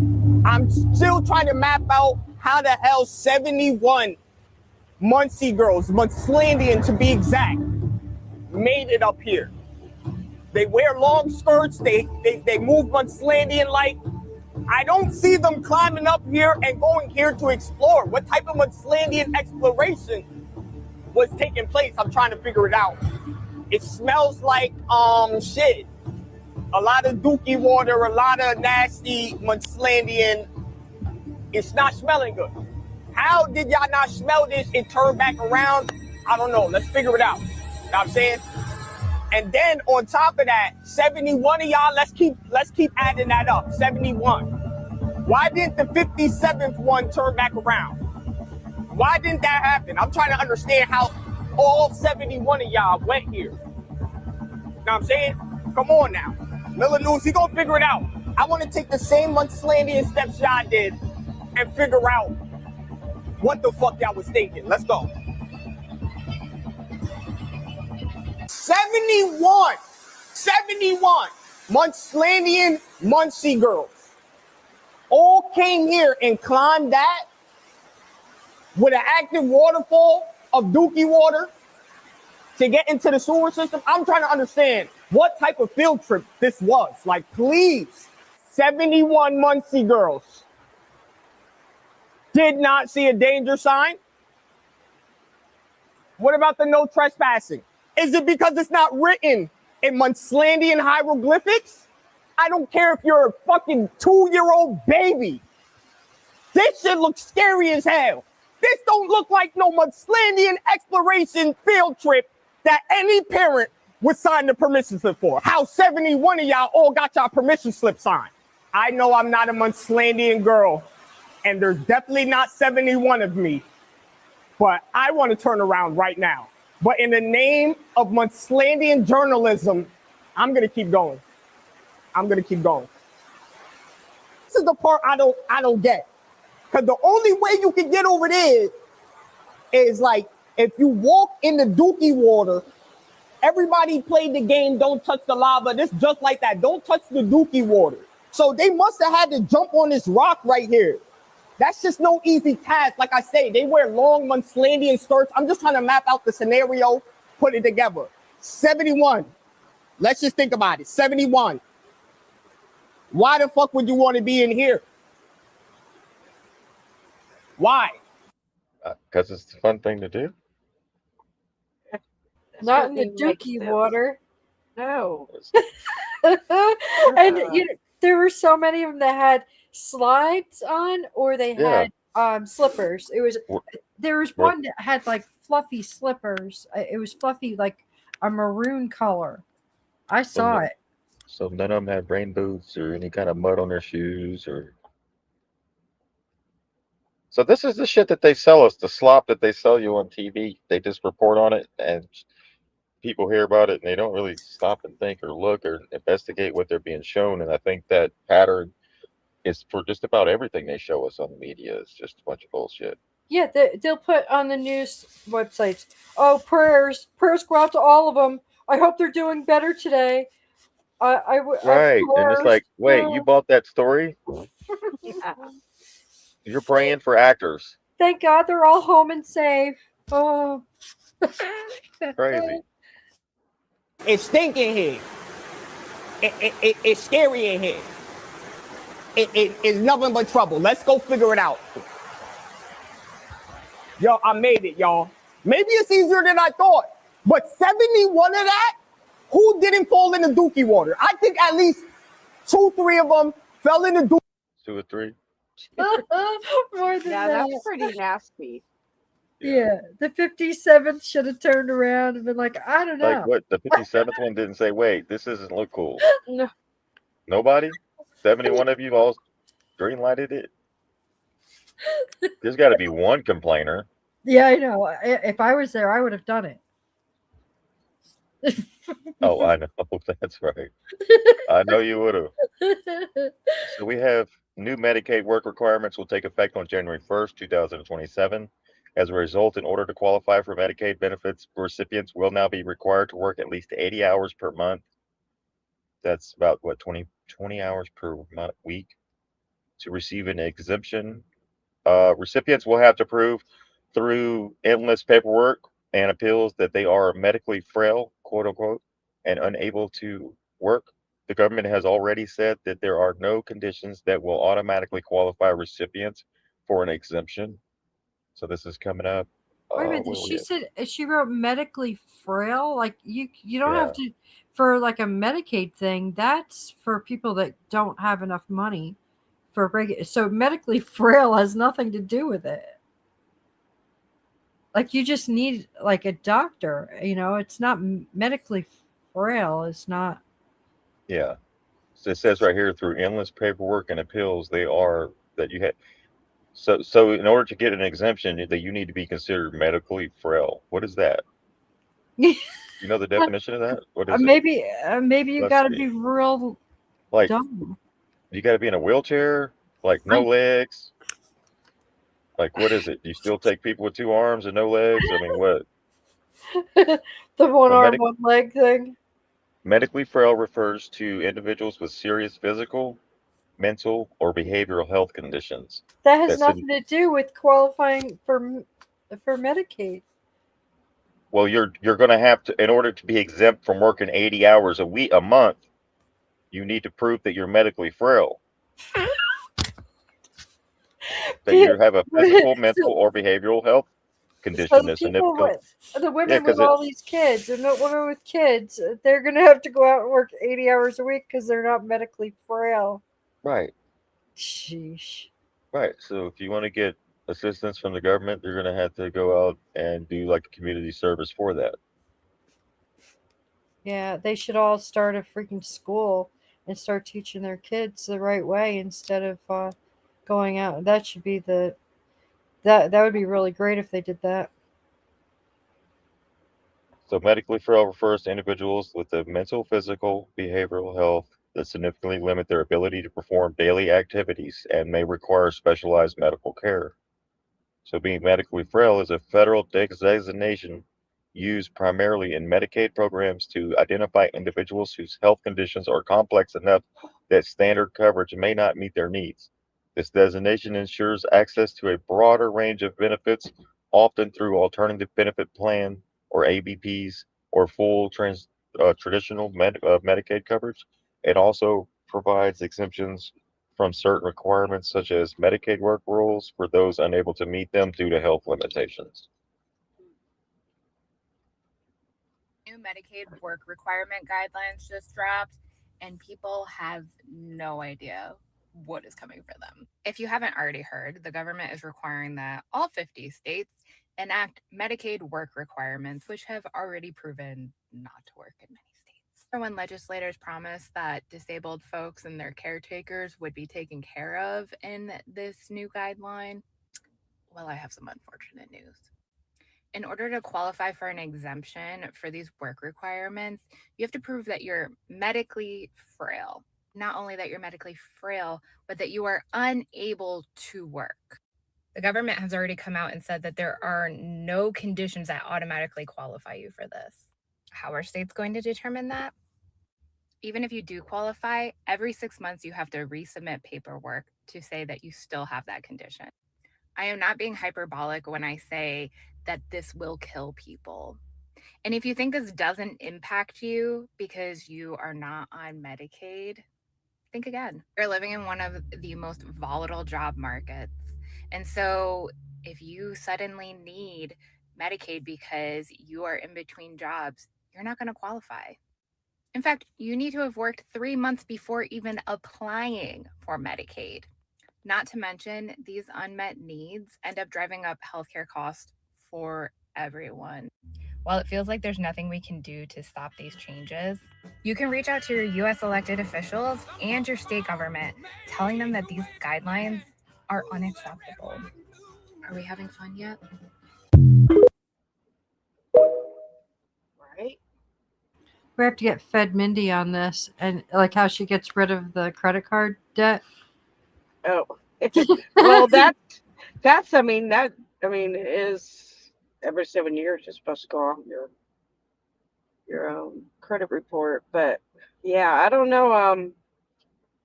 It should have never been from the federal anyway, and really it's not.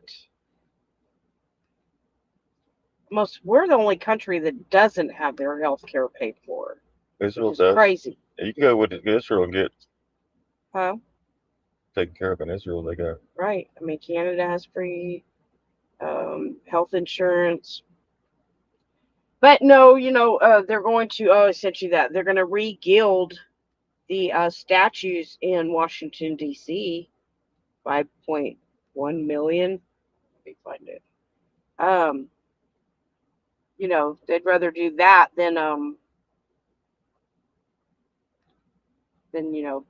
help the people, I guess. another thing going around right now is where's the plane that crashed? The B-52. That's really not being talked about right now.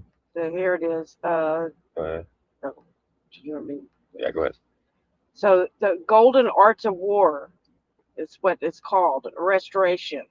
The Arts of War statues, Valor and Sacrifice, were created by American sculptor Leo Friedlander, whose classical training in New York and Paris shaped their monumental styles. They were officially commissioned in 1929 as part of the Arlington Memorial Bridge project, convinced to honor the nation's military strength and solemn cost of defending it. So the Arts of War, positioned at the eastern end of the Arlington Memorial Bridge, the Arts of War form a symbolic gateway between the Lincoln Memorial and Arlington National Cemetery. Valor depicts a warrior restraining a wearing horse, representing courage and mastery in battle.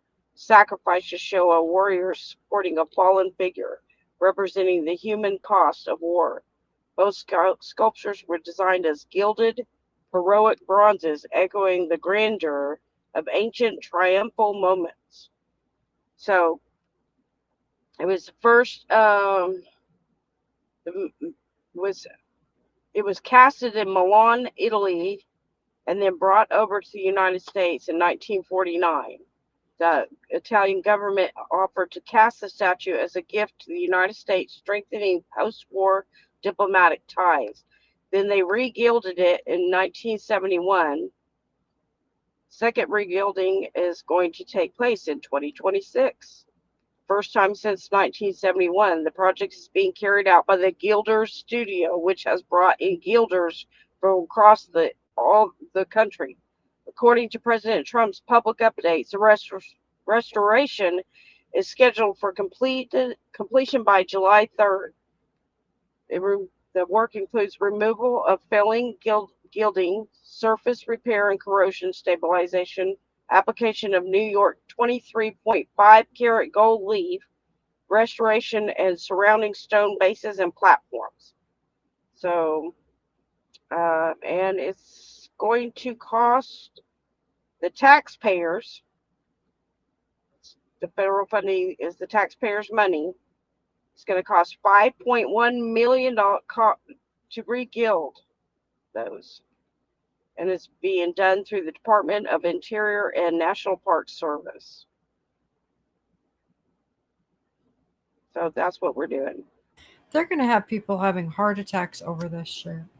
Yeah. The people that think that it's, people are going to get really upset, and it's really not fair to them. No, it's not cool at all. No. All right, so the plane disappeared, guys. Pulverized, no parts. Yeah, that's what I thought. There was no plane. Where'd it go? There's the plane. They disintegrated it. The B-52 disintegrated or something, right? But then I compare that to this plane crash that just took place here in Texas. Check this one out. And the plane's there. Look, see that? This just happened here. There's a plane. See it? Look at that. So we're talking about this plane right here. No parts on the ground. This big sucker. Look how big it is. Watch it. And it looks like to go from that big plane to this. Look, see that? Mm-hmm. Where is it at? Disintegrated. So what hit?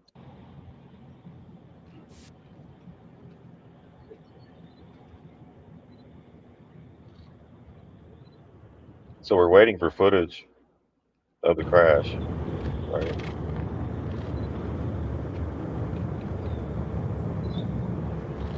See how big that is, right? Check it out. From that to that.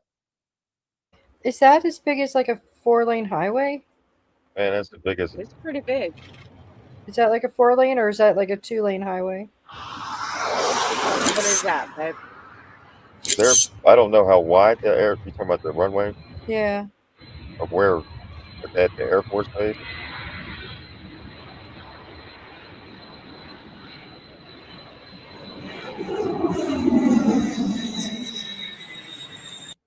All right, there it is. Then we go to. It looks like something you would throw, like a paper airplane. It does. It does. All right, so we get it. Are you getting what I'm putting down here? Or Yeah. Okay. Yeah. Something's missing.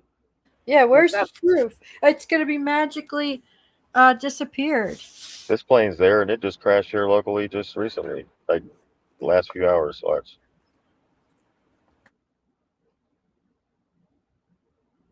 Plane crashed on a very busy highway and then caught on fire. Heroic bystanders and first responders rushed to help the 6 people inside. Police say, unfortunately, 1 person was killed here.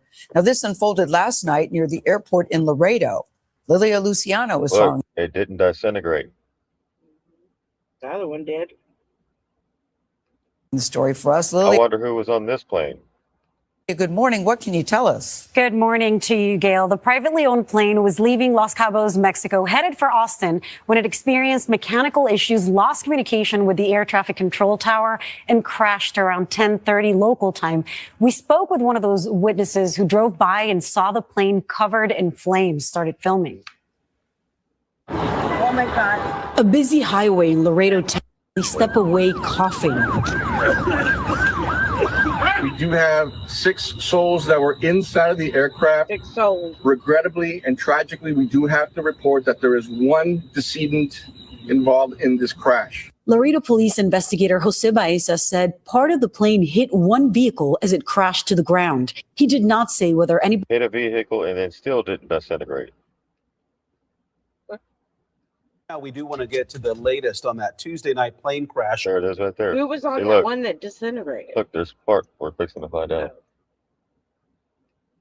In Laredo that killed one of the most influential leaders in Austin's tech community. The Austin-based startup Accelerator Capital Factory confirmed its co-founder and CEO Josh Baer died when the business. Josh Baer. Of what company?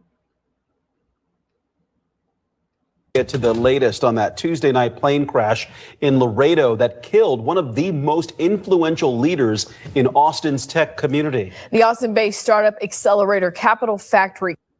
Accelerator Capital Factory. Confirmed its co-founder and CEO Josh Baer died when the business jet crashed. But didn't disintegrate. Hold on, let me see. Look at this. That thing must have crashed into the ground at 5,100 miles an hour. There should be parts here.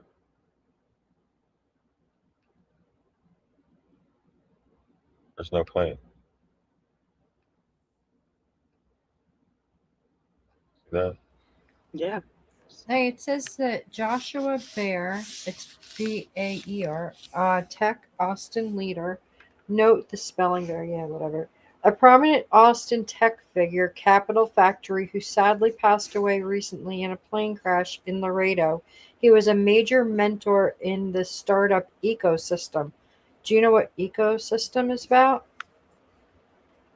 Probably something to do with. He was a major mentor in the startup ecosystem. Okay. And then you got to find out what ecosystem is. Sounds like more like a. It was a Texas startup ecosystem. It was Austin's tech boom for us to make a city a global innovation hub.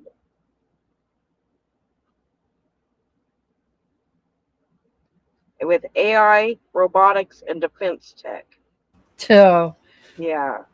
He focused heavily on startups that serve both commercial and government marketers, especially in AI, robotics, and defense techs. He co-taught at UT Austin's Longhorn Startup Program, helping students turn ideas into real companies.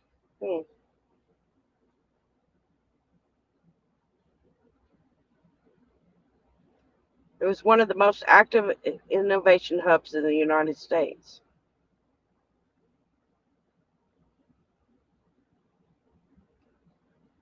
Just died in a plane crash around the same time as this. Right there, plane did disintegrate.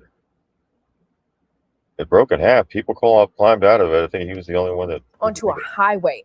Tracking data from Flight Radar 24 shows the plane took off from San Jose del Cabo, Mexico yesterday evening, heading for Austin when it diverted to Laredo.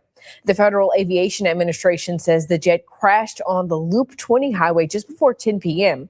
Authorities say the pilot and air traffic controllers lost contact with each other before the plane went down. So videos from witnesses show emergency crews and bystanders helping people get off the plane as it burned. 5 other passengers were on board. They were all taken to the hospital. We are still working to get information on who they are at this hour. One woman told CNN some of the passengers were kids and that her husband helped pull them out. I was thinking, oh my God, this thing is just going to explode. The fire was getting bigger and bigger by the minute. And so that was my concern because there was a lot of people helping the people inside. When they opened the door, the first thing one of the kids said is, help me, help me. My husband said it was very dramatic. It was something that he would never forget. They walked away. That's a plus. Right. But we have a plane that disintegrated into the ground that's going to be hard to put back together in it.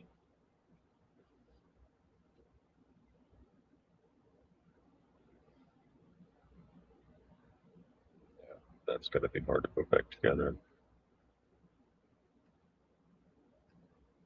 All right. There's the NBA finals going on. A lot going on right now, right? Got coming up on the summer solstice in a few days. A lot of energy harvesting, a lot of entertainment for the Goyim. Goyim entertainment. Distractions is what they call it. Right. There's the It remind me of Idiocracy and the Hunger Games, right? The Hunger Games. Yeah, you were like, that's like the Hunger Games. Yeah. When you seen the announcer in the ring, the lady. Is that who it was? There's the NBA finals going on, the NHL finals. The UFC is hosting an event at the White House. The World Cup is starting right now. It's like the top VIP of the Goyim. Non-stop Goyim Olympics. It's the Goyim Maxim distraction. Look what was going on the New York Knicks game. Anyone recognize who this guy is? Talking to DJ Khaled on courtside, $500,000 plus tickets. Anyone recognize who this is? No way. I texted Sneeko this. I texted him and then he zoomed in and got this video. No, he's laughing. Howard Lutnick. I couldn't believe my eyes. Wallahi, I couldn't believe Yeah, my it's crazy because I was like, wow, they're booing Trump, but they're clapping for like other people on the Epstein files in New York. So that tells you that the city as a whole is asleep. Did they boo Trump just because? Did they not really see what's really going on a big grander scale like the people that are doing the research can and putting things together, that Lutnick is still standing next to Trump and he's even being connected to the Epstein Island and even has emails with Epstein and even has pictures of Epstein Island and he still hasn't been fired. So we have Albanians protesting. And the New York people in New York didn't boo Howard. They didn't boo Jay-Z. They didn't boo none of the actors and all the other people that are out there. So that tells us where the consciousness level is in New York. And this is what we're talking about. The distractions, constant distractions. And and he just named what, 4 or 5, 6 different events simultaneously taking place. Right? Howard Lutnick. I couldn't believe my eyes. Wallahi, I couldn't believe my eyes. So we have Albanians protesting over these billionaires coming and wanting to buy an island, and Americans won't do a thing about people who should be rotting in solitary confinement for the rest of his life. We don't do nothing about it. No, we only want to go out and riot when a basketball American gets. It's just ridiculous. Dude, they always take advantage of this when everyone's distracted. Like they're cooking something. It's coming. Everyone should boycott all these events. There's the NBA finals going on. I boycott all the events. That's kind of what I do. I was a big sports fan, so I know about this time of year. Right. I was in high school when the Knicks played the Rockets in the finals, the 90s. Right. You got you got the baseball season kicking off, NASCAR doing its thing, all sports right now. NHL hockey is just now giving out their big awards. Yeah, they do it right after the NBA finals. It's whenever that's nuts. They'll have they can't do it simultaneously because then that takes away the viewership. You know? Yeah. So they know what they're doing, and they do it on certain dates and certain solstices and certain energy portals. Yeah, they know that's what when they're they do all the betting too. Yeah. Same thing with the WrestleManias, with the wrestling. Every 3 months. Every 4 quarters, every 4 months, for whatever. It's like when you ask people to share and like different stuff, it's like that's too big of an ask. But following all of these sports things, it's like what the heck? What's really important? Look at the betting apps now. They got everybody glued to their phones during the games, and they're betting. Like your neighbors could be involved in the betting. Like they're allowed. It's like legal now. Like the mafia is like running shit. It's no longer just you're no longer going to a bookie in a back room in a bar to place a bet. Well, it's now on your phone. They're having a bunch of class action lawsuits on those gaming apps because people get addicted and they lose a lot of money. Yeah, it's real easy. People on that soap opera that I watch, they just call in to the betting shop. They'll call in and they have like accounts. You know, like Now it's on your they have phone. accounts, and they just call in. They're like, yeah, $2 on on the third, and it just doesn't matter. And then it adds up. And this guy back in the late 70s, he owed like $85, and it was like the end of the world. This guy was like, oh my god, I'm gonna die. They're gonna come break my legs. Oh my gosh. There's the NBA finals going on, the NHL finals. The UFC is hosting an event at the White House. The World Cup is starting right now. It's like the top VIP of the Goyim. Non-stop Goyim Olympics. It's the Goyim Maxim distraction. Look what was going on the New York Knicks game. Anyone recognize who this guy is? Talking to DJ Khaled on courtside, $500,000 plus tickets. Anyone recognize who this is? No way. I texted Nico this. Keep in mind, all these people are connected to P. Diddy as well. Justin Bieber, Barack Obama, Hillary Clinton. Howard Lutnick was a big donor to the Clinton Foundation. Yes. That's who he was rooting for when Trump was running against Clinton. Was Clinton. Isn't that weird? And he's got him standing. Trump's got almost all of Hillary Clinton's administration or goons standing around him. Is That's Hillary like in there? right. Like So Trump and this isn't a. second term. You can go to Howard Lutnick's Wikipedia, and it says everything right there. He's Epstein connection, everything, Clinton connection. It's all right there. When we know basic information about people, like back when we weren't really looking into anybody, then it's just kind of a comfort in a way to see like a face, because it's like, yeah, we must have trusted that one along the way somewhere. Like they don't put it together. Exactly. Yeah, so there's just more confusion on top of confusion. Yes. Texted him and then he zoomed in and got this video. They got tunnel vision. They're only focused on one thing. They don't see the bigger picture, right? Some people are like that. Howard Lutnick. I couldn't believe my eyes. Wallahi, I couldn't believe my eyes. So we have Albanians protesting over these billionaires coming and wanting to buy an island, and Americans won't do a thing about people who should be rotting in solitary confinement for the rest of his life. We don't do nothing about it. No, we only want to go out and riot when a basketball American gets. It's just ridiculous. They always take advantage of this when everyone's distracted. Like they're cooking something. It's coming. Everyone should boycott all these events. They're cooking something. It's coming. Right. Remember when the Good Liars was interviewing people at the UFC event, and he went up to a French guy and he said, "What do you think about this UFC here on the White House lawn?" And he's like, "That's the West for you." And he's like, "Well, what do you mean by that?" He's like, "That kind of stuff. They like entertainment. That stuff would never happen in France."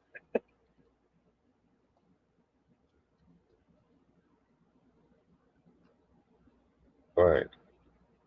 But P.S. France, the first lady is a guy. So don't get all freaking high and mighty on us, all right? Well, so was Barb in the bush. Yeah, I know, Right. but the French, they got that high and mighty thing. Oh, those French, those Americans. Well, I mean, the whole world says that about us because we do. We do. And they're telling us the truth. I mean, we do. We are like obsessed with entertainment, right? And That's where the idiocracy comes in. Right. They're overly stimulated, and they just sit in front of the TV, and they got 5,000 channels to select from. They got everything. Their ordered food can be delivered to their doors. Right. I mean, we're not making fun of the French anymore. Was that not? That's not a thing anymore. I never made fun of them. I don't know. I don't really care. I didn't either. It's just something that they, even in the British soap operas, they go after the French a little bit. So, yeah, it's just it's a stereotype thing. I was just bringing up. But basically, they're saying, we're focused on entertainment, and when we have all these issues going on.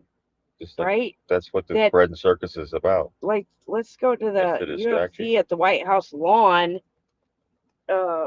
you know, let's pretend like none of this stuff is happening.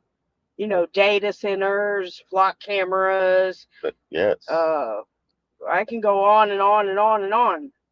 that's a But strategy used by governments to pacify and distract the yes, populace by providing superficial appeasement, such as food and entertainment and Monster energy drinks, Budweiser. Rather than addressing more serious societal issues, this concept was first articulated by the Roman poet Juvenal, highlighting how much distractions can prevent citizens from engaging in civic duties and recognizing important problems. So you see right here on the screen, Lutnick fundraising for Clinton, 2016. Isn't that funny? And now he did it for Trump in 2020 and 2024. Yeah, that's nuts.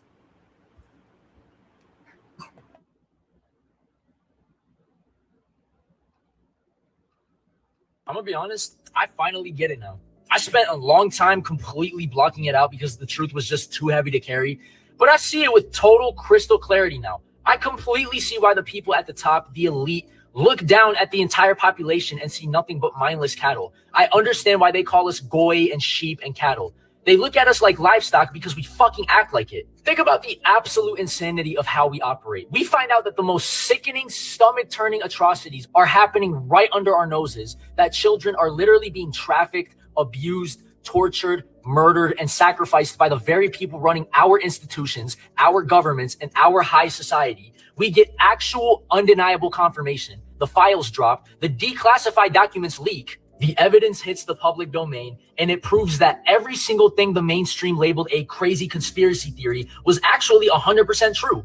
The curtain gets pulled back, and we are forced to look at absolute human evil being funded and protected by the people in power. We realize that everything we were taught in school, through the media, and by the system was a calculated strategic lie to keep us compliant. And what do we do with that information? What do we do with that information? How do we react to the realization that our reality is being run by demons? We don't riot. We don't shut the country down. We don't collectively stop participating in their broken economic machine. And we don't refuse to pay into a system that protects predators. Instead, we take all of that deep, visceral human fire, all that raw rage and passion that should be fueling a revolution to protect our kids, and we bottle it up. We sit on it, we let it simmer until a basketball game comes on, and then we explode in the streets because the Knicks won a championship. We will deadass tear an entire city apart, flip cars, scream until our lungs bleed, and light up the night sky over a game that means absolutely nothing to our actual survival or our morality. We give our highest, most intense emotional energy to circus distractions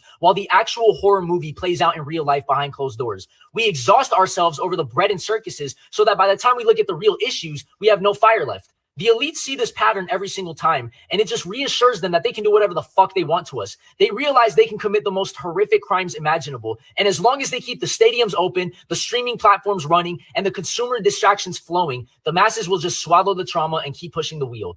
They see us as cattle because we allow our lowest distractions to hijack our highest moral obligations. If we ever want to change the course of human history, we have to stop wasting our collective fury on the script they handed to us to keep us entertained and start using that fire to dismantle the cage. Otherwise, nothing changes.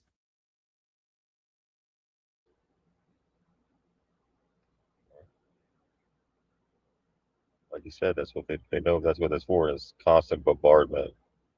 Furlough all of our workers. In other words, you're fired.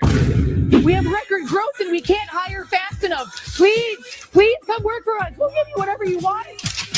It's come to my attention that we hired way too many of you guys, so we're gonna have to slash our headcount. You're fired.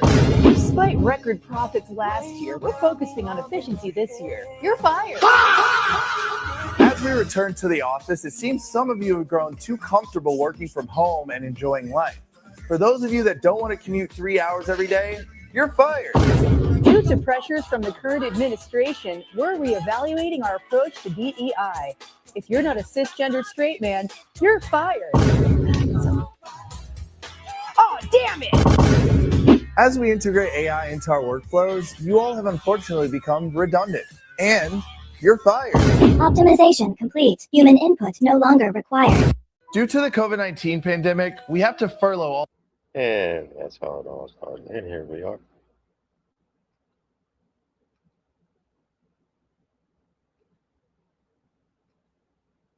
Have y'all seen this one? The drones. I don't think so. Hey, wave at the drone flying over your property. Peeping Oh, Toms. oh, whatever you do, don't point a BB gun or a gun at the drone. It'll Why? probably shoot at you. The 'Cause it's a drone will federal. shoot back? I don't know. It's a federal I'm offense. sure they have that. It's a federal offense, guys. Yeah. Yep. Okay, it's like shooting at an Yeah, aircraft. they got these These are all kids right registered. here. Civil laws. Or a drone. Yeah, it's me as police, but he's shooting at that. No. Oh yeah. It's on video. Yeah. He sees it. Yeah. Take that out of your pocket. Yep. Get rid of that. Stop it. 6/13/2026. This was just 4 days ago.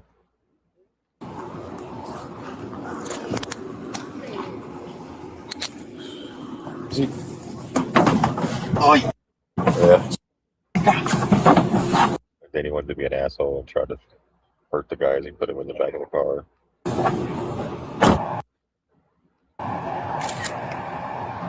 Yeah, there you go, guys. Got the guy with the BB gun.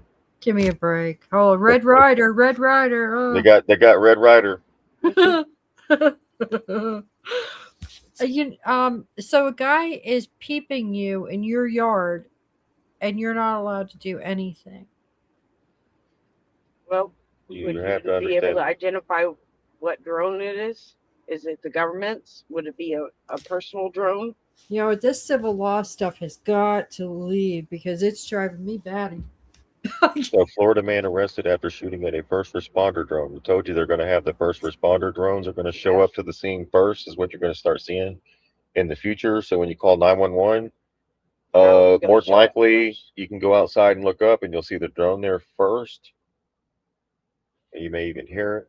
The Lee County Sheriff's Department launched a police drone to assist with monitoring an area when the drone spotted Elvin Antonio and some other individuals. Elvin can be seen pointing a BB-style firearm at the drone and allegedly firing 2 shots at it. Police who were already in the area responded immediately and arrested Elvin. So they were already in the area, so they got there pretty quick. He was charged with shooting or throwing deadly missiles into an aircraft. Really? How are you charged with? That's a BB gun. I guess so. A that's not BB gonna is now a stick. deadly missile. Well, that's not the drone. Just sees a gun. He was charged with throwing No, that's deadly the drones. missiles into That's the an drones aircraft. incompetent because whatever. I'd be a Right. great lawyer, right? Because whatever. Right. At the moment, I guess it doesn't matter. To the, So my mom gave me a BB gun that me and my brother used to shoot deadly missiles at each other. Oh my goodness. It was dangerous. Oh. All right, so there you go.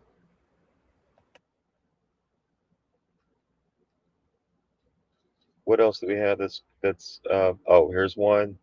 Hey, I wonder if they're going to go after Nerf guns next. It might Right. get that stupid. It could really get that stupid. You mean? A Nerf gun? Yeah. Yeah. Well, yeah, but I mean, if it identifies it as a weapon, If you shoot, well, it depends on what you do with it. Nerf gun. Here's a man with his 2 little girls using the women's bathroom. He's washing his hands with his. Remember, I told you that sometimes you have to go in the women's restroom as a man, Oh, yeah. and especially when you have a little girl. Yeah. Okay. This is one of those situations where a father is taking his little girls into the women's restroom because he's not going to let them go in there by themselves. The people in the restaurant come in there. This guy right here calls 911 on him for taking his daughter in the women's restroom. yeah. Daughters right now. He is leaving it. It's all right, baby.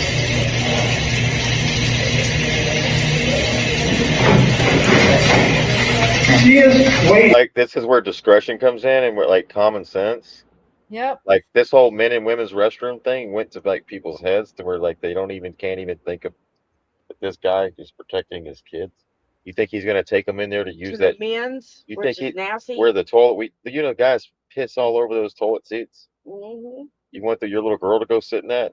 You don't want them going in the men's room because of the urinals. It's really not a good thing. So what they should be doing is making sure nobody goes in there while he takes care of his daughter. That'd Right. be the right thing to do. But instead, they escalated into a phone call with 911. Wow. His children are now frightened. You're screaming, talking loudly in front of them, talking to their father like he's a piece of shit. Right.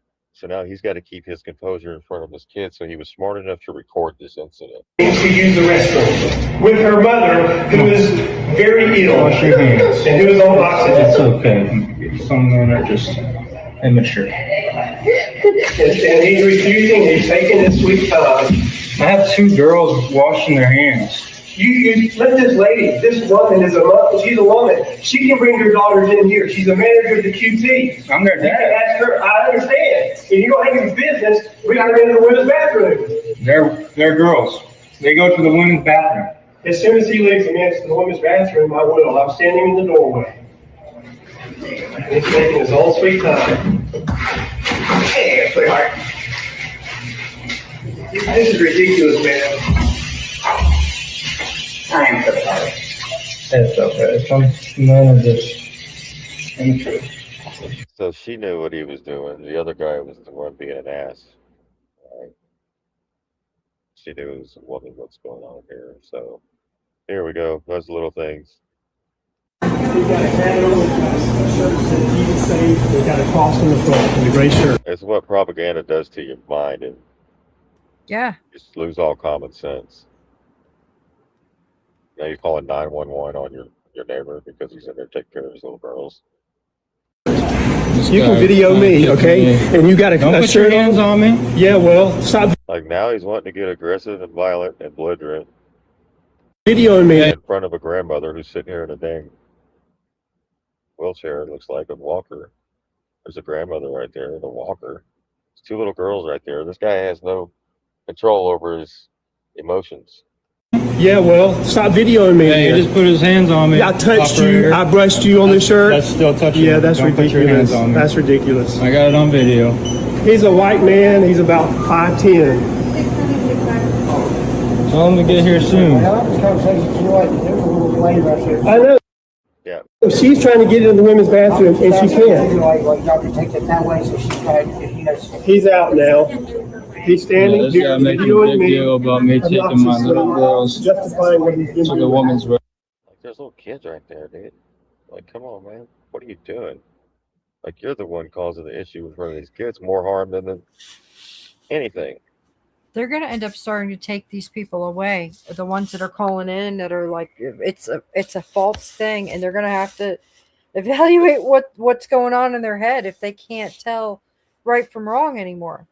They just have can't. they have those reconditioning camps, or one of those camps where they take you in. Because he wants me to take them to the men's restroom. I'm just standing here. Probably a weirdo that wants to see them in there. No, you can come and talk. We're on a road trip too, and I couldn't get in. That's a little crazy, right? All right, first of all, I want to thank everybody for the support that y'all have been sending my way to my girls. So we really do appreciate it. I never expected this to reach millions of people, so it's kind of surreal. A lot of you have been asking what happened after the video, so I am going to be going into that. I do apologize for the wait. Did have a long drive from Florida to Oklahoma, so we got home around 12 o'clock last night, and I was beat. And of course, girls need to be fed. I spend some time with them, get settled in. I only get them for 45 days in the summer, so I try to spend as much time with them as I can. So after we left the restroom, obviously he was on the phone with the police. They ended up showing up very quickly. About 3 officers showed up. They got there within 5 minutes tops, and very professional, very nice. Quickly de-escalated the situation. One of the officers was talking to me and the man, and explained that the situation wasn't as black and white as many people may think. And they pointed out that taking 2 little girls into the men's restroom could be viewed just as negatively as me being in the women's restroom with my girls. So they try to make sense of it, try to understand both perspectives. But ultimately, there was really nothing that they could do. They did let me know that I was okay, that I didn't do anything wrong. They're very reassuring.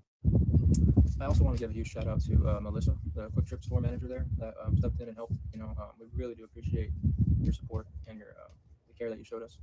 My girls, me being in that situation with them, really needed that, and it's always good to have somebody in your corner willing to show some support. When everything was happening, Melissa stepped in immediately. She checked on my girls, helped calm the situation down, and made sure that we were okay. As a dad, seeing someone show that kind of kindness to my daughters in a stressful moment meant a lot. So, huge shout out to Melissa.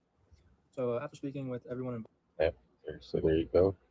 Situation will solve, but don't act like that. That's a Darren, right? What they call it, Darren? Darren. A Darren. That's Darren, not Karen. A Well, at Darren. least there aren't very many Darrens out there, but there Yeah, are it'll be. a lot of Karens, so it's like that's not. God. See, that's how it was with that lady I was telling you guys about with me in the grocery store. It got really bad, really fast, and really aggressive, and you just have to like look at them in the eye, like that. When the cops got there, I'm sure the one guy with the two girls wasn't afraid of what was going to happen. The other guy was nervous about it, I'm sure. Even though he was the one calling, they're afraid of their own laws. Like they don't. When you can't tell what's going on anymore around you, that's really scary, and it should make you step back and be like, "What the heck am I up to?"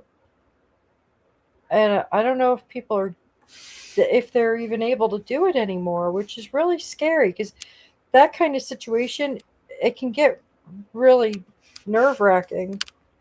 I'm all right with it, but most people aren't going to be all right with it. They're gonna freak out, and it's not fair. It's shit. No, life isn't fair. Life I'm isn't here- fair. Man, I can't. Not fair. I hated when my bosses would say that. Life isn't fair. And my mom would say, life isn't fair, honey. Yeah, well, it should be. Okay. All right, let's go. They're doing shit are too busy to talk shit. So next time somebody's talking some shit, just step back and realize they ain't doing shit. Because if they were doing shit, they wouldn't have time to talk shit. It's just that simple. All tired of being fucked over by a bunch of elderly, corrupt pieces of shit, and we're not gonna fucking take it anymore. Who gives these motherfuckers the right to control everybody else's life to the point where they fucking can't even barely fucking eat? They're old, they're weak, they've already lived their lives. It's our turn now, and we need to stand the fuck up and say no fucking more. And that needs to be happening in every Western country in the fucking world. Ifs that control a state, but control a nation, they are nothing when the good rises. And as much as people live in fear, I think everyone feels the good inside us all is becoming fearless, and it's rising. And all the things that we held so dear, but it's our leaders. No, they're not. You're your own leader. They're not your leaders. They lead you straight to an 80-hour work week to get Medicare.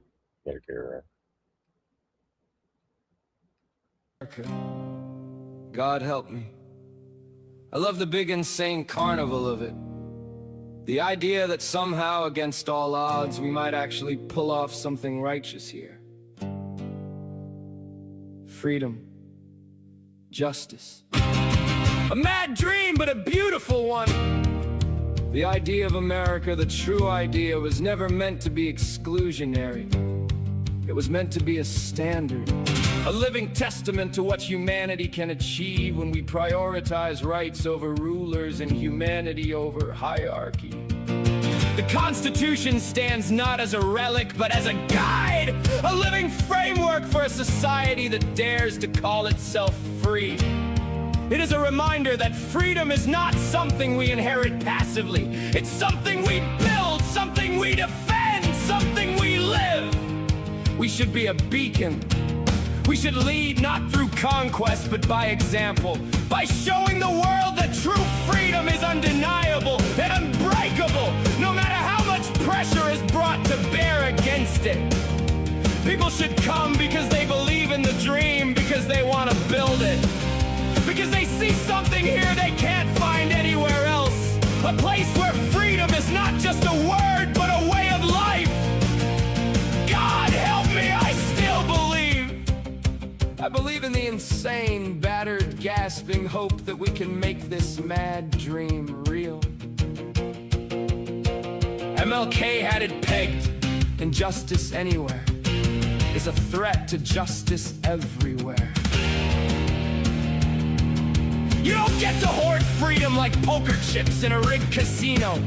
You either believe in it for everybody, or you're a goddamn fraud.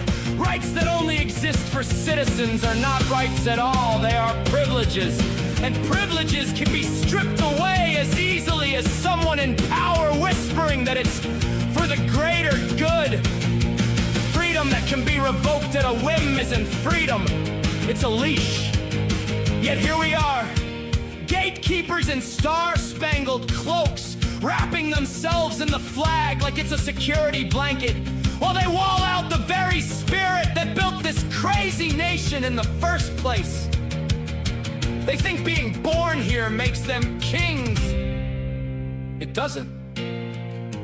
It just makes them lucky. America should be the high water mark for human freedom. A neon-lit beacon screaming across the desert sky. Come build something better with us.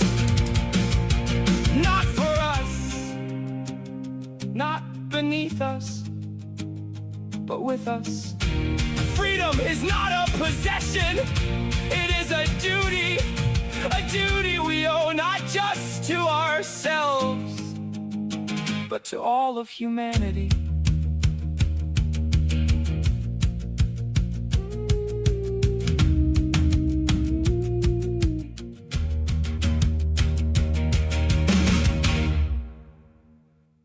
There you go. Free pick. Who is that? I started following him on TikTok. Does pretty good songs, but he gets straight to the point. He's got a different way of doing it, tune and everything, but it gets your attention. Free_thinking_AME. Yeah, give him a follow on TikTok. Right there. Free thinking America.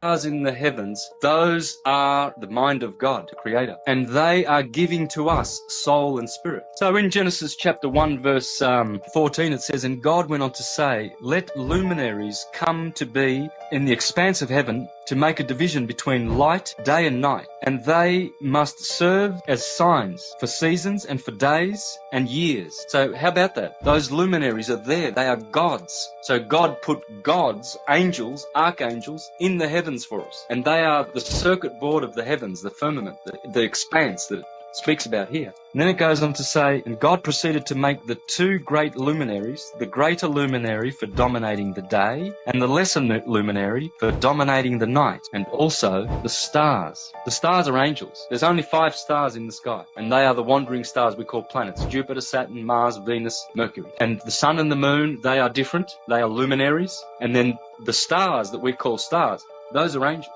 It is through this science that we are able to understand universal mind thinking, to be able to comprehend universal mind knowing. I'm not allowed to say certain things, but this is how they hide everything. So if you want to understand what you are, where we are, this ebook will literally unveil that to you. All right, so we have an alignments coming up tonight. All right, coming in 16th to the 17th.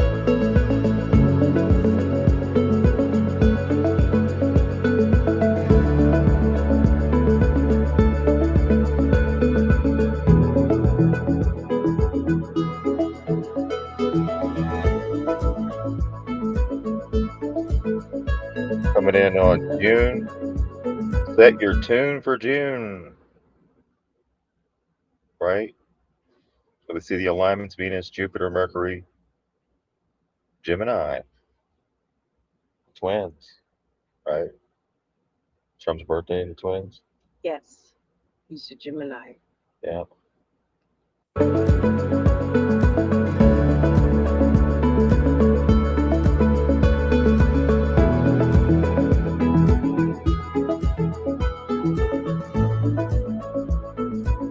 All right, this is tonight.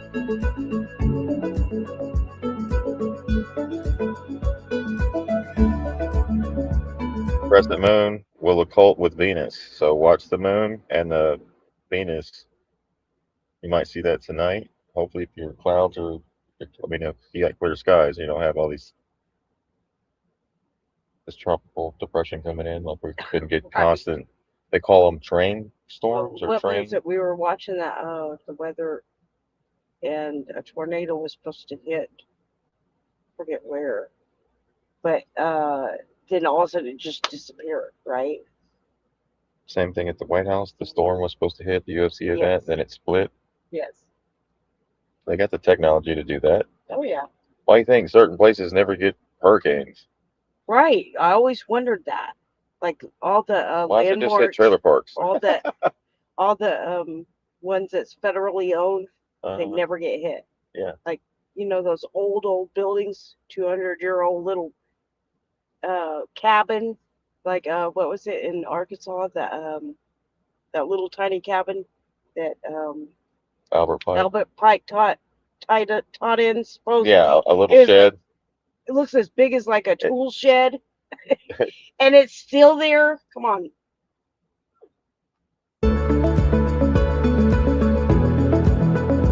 So this is tonight. I'm gonna look west, right? Because where I've been seeing Venus the last few days. Look west after the sunset to see the waxy moon passing in front of the evening star in Cancer. That's tonight.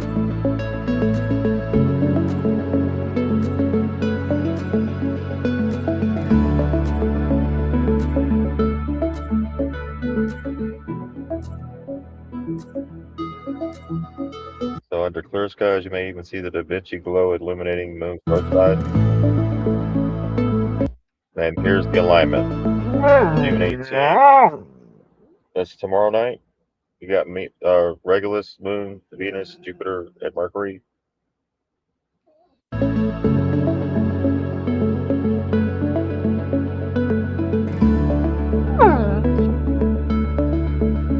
So they're going to appear aligned in a straight line.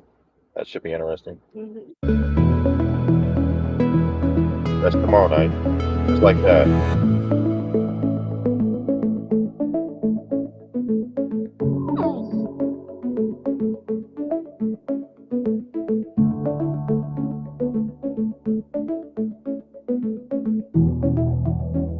There's a beehive cluster.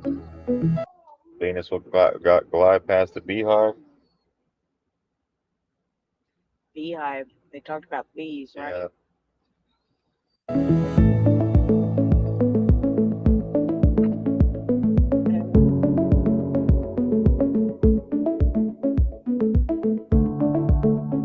There's summer solstice coming up.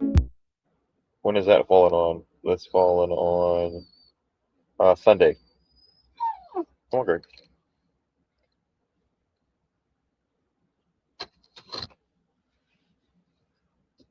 So that's Sunday. All right, so pay attention to things that happen right in and around that time. So Monday, Tuesday, Wednesday. Here we go.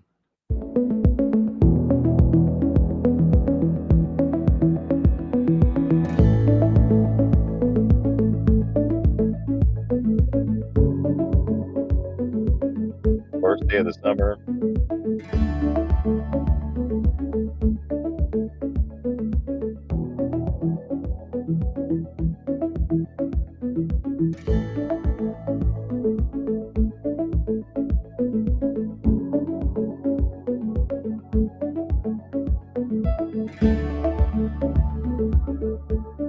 The angel coming down, Virgo. Como or Coma. That's where the child, where she's holding the baby, the mother and the son. Yes.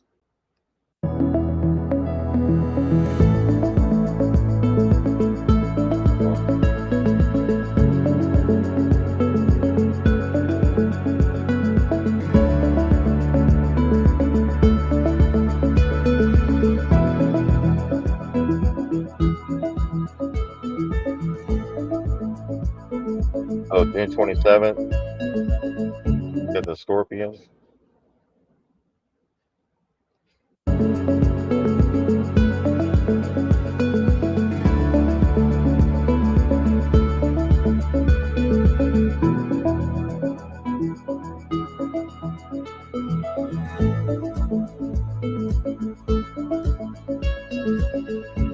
Micro Strawberry Moon, the 30th.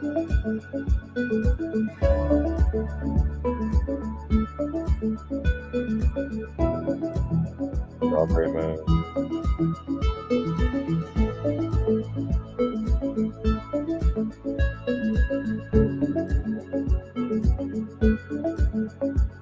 And that's your Planet Roundup for June 26th. That is coming from the Secrets of the Universe channel on YouTube.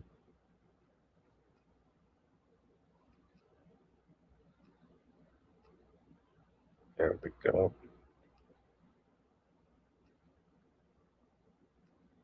Also, we have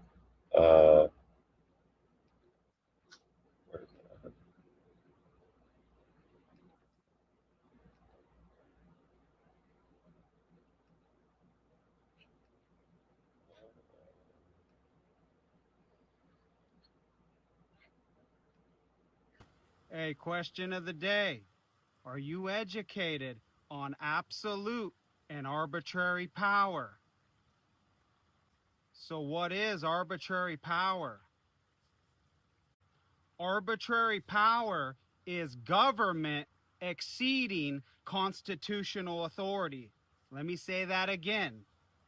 Arbitrary power is government exceeding constitutional authority. So if there's no grant of authority in the Constitution, government has no power. So for example, does government have a grant of power over the bills and declarations of rights? Hell no. And just so there's no confusion, let's dive into the fundamental law, Kentucky Constitution, Bill of Rights, Article 1, Section 26. Let's roll. Kentucky Constitution, Article 1, Section 26. Text of Section 26.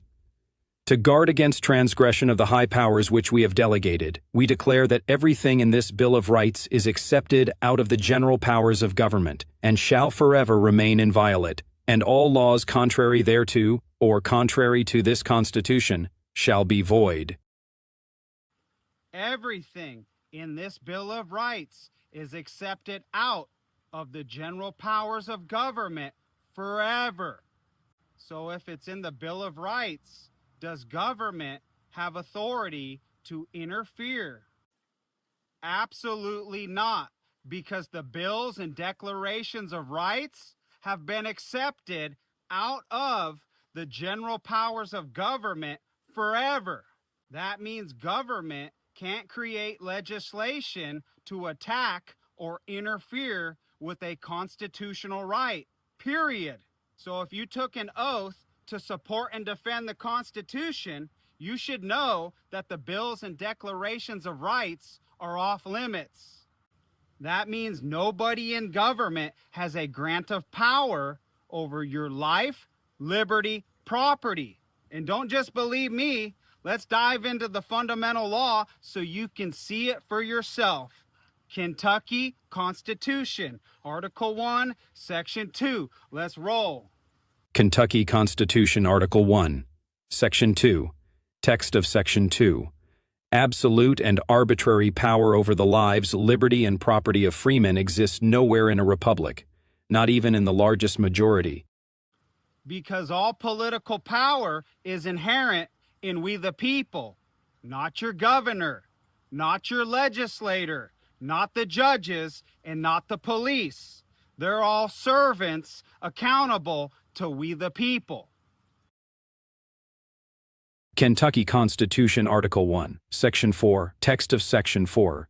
All power is inherent in the people, and all free governments are founded on their authority and instituted for their peace, safety, happiness, and the protection of property. All power is inherent in the people, and all free governments are founded on their authority and instituted for their peace, safety, happiness, and the protection of property. For the advancement of these ends, they have at all times an inalienable and indefeasible right to alter, reform, or abolish their government in such manner as they may deem proper.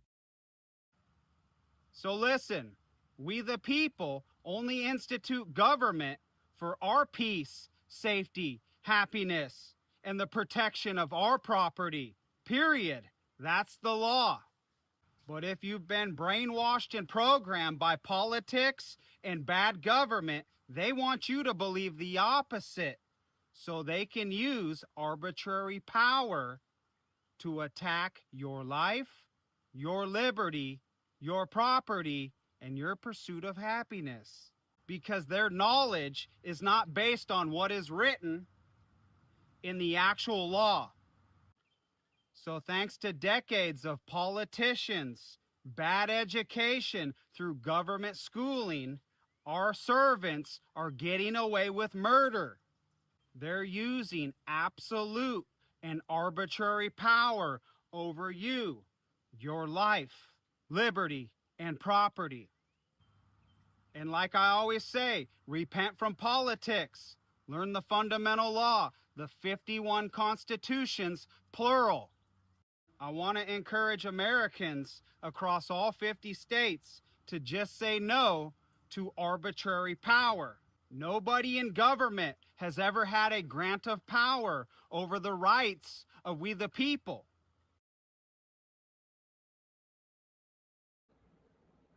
Yeah, right. So every state constitution reads that similar. Texas Constitution is similar to Kentucky. Different. You can Google your state constitution and then look at the Bill of Rights. Right. It'll have it in there. Remember, the Bill of Rights is ours, which is our inherent rights anyway. They just had to put it on a paper to remind the government what our rights are. Right? So the politics stuff is just, I keep seeing that and seeing it, and it makes me so mad. Like, people are still expecting the government to give us, right? They think 4th of July we're going to become back to a constitutional republic, right? There's nothing to be celebrating right now on the 4th of July. No. Not a damn thing. And most. Let's go Right. get some Bud Light and some. No. I mean, No, that's it's a our bullshit. job. It's bullshit. Until people know what the fuck's going on, it's bullshit. It's our job. That's we the people, right? Yeah. We're the employers, right? They're the employees. Somehow that got flipped, right?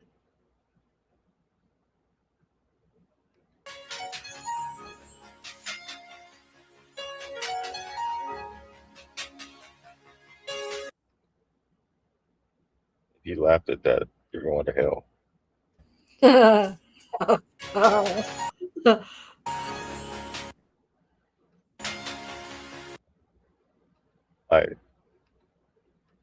What did I do wrong? That's why we don't have female cops. You pulled me over, so I must have done something. Is there a problem, officer? Yeah, What did I do wrong? nothing. You pulled me over, so I must have done something wrong, right? Just forget it. Oh, here we go. Please tell me. If you don't know what you did wrong, then I'm not going to tell you. Oh, Just leave me alone. okay. That's it? You're just going to give up? You literally No, told me. now you leave, because it's obvious you don't care. Come back! Dispatch, we have a runner initiating pursuit. Is there a problem, officer? Female cops. They want you to figure out what's wrong with them. What did I do wrong? Nothing. Nothing. You got to be a mind reader. You have to have Jedi. You got to be able to read minds and body language at this point, guys. You have to have that skill. Look, she wants you to receive body language, crossing the arms. She's pissed off about something. She wants you to ask her what's wrong. No, don't ask me what's wrong. But you're supposed to know, like you're supposed to know, like right here. Supposed to know. be all mind readers now. See that? You got to know what that look is. What's that look? You know what that look is. I'm so pissed off. I cannot even tell you what you did right now.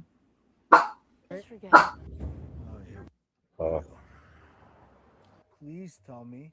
If you don't know what you did wrong, then I'm not going to tell you. Oh, Lord.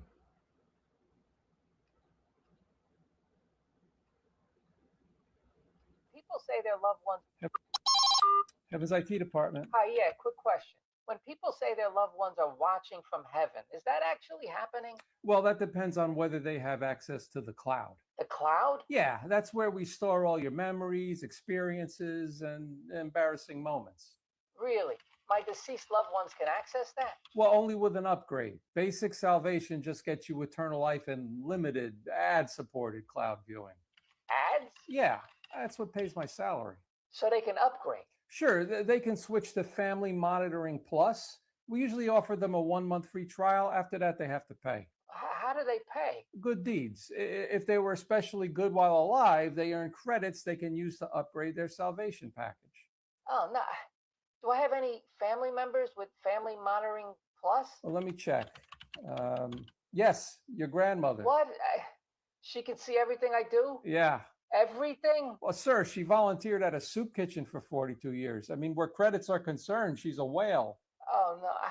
I really don't like the idea of my grandma seeing everything I do. Well, I mean, you can switch to incognito mode. Great. How do I do that? Die. Okay. Yeah, I think I'm going to hang up now. No problem. And, sir? Yeah? Your grandmother says you should be ashamed of yourself. Incognito mode. How do I do that? Yeah. That was a good one. Guys, real quick, I'm going to show you this video. I wanted to add that little laugh. But a lot of people are trying to trick people into seeing UFOs. Yeah. Like, here's one. It's an orb. It's an orb. Look, it's been following us, man, while we've been fishing. There it is, right there, right there, right there. It's crazy. It's weird, man. Look at that thing, man. It's just like hovering, not even moving. It's every now and then it moves. Like when we get close to it, like it's going to leave. But I think it's like checking us out. What's it doing? I don't know, man, Dan. What do you think? Scaring me. It's kind of scaring you? Just look at that thing again. There it is. It's just hovering, dude. What a trip. I never thought they were real. Well, out here at Whiskey Town Lake. All right, so pick that up. Look at this. When they scroll over, see the red one above the power line. Those are to identify the power line. But they just showed you the white one, and they didn't show you the red one right next to it that goes down the power line for flying. People coming in flying. Oh, yeah, I've seen those. If they're spraying crops in this area, they need to have these power lines with these balls on it. That's not an orb, but nice try. Let's see. It's just, see right there, just real quick. Oh, right there. It's not a flying UFO orb. It's like a power line safety thing for aircraft. Especially if you have a fire through here, a forest fire or anything like that, these lines need to be marked. That's what you got. But hey, it's the internet for you. Oh, we got shrinkflation also in the new vehicles coming out. I don't know if y'all seen that. Shrink. Yeah, they're cutting the vehicles in half, 50% off. Y'all haven't seen that? No. Oh, here they are. Right here is the new. You think the coolest guy in the parking lot, and then this guy shows up.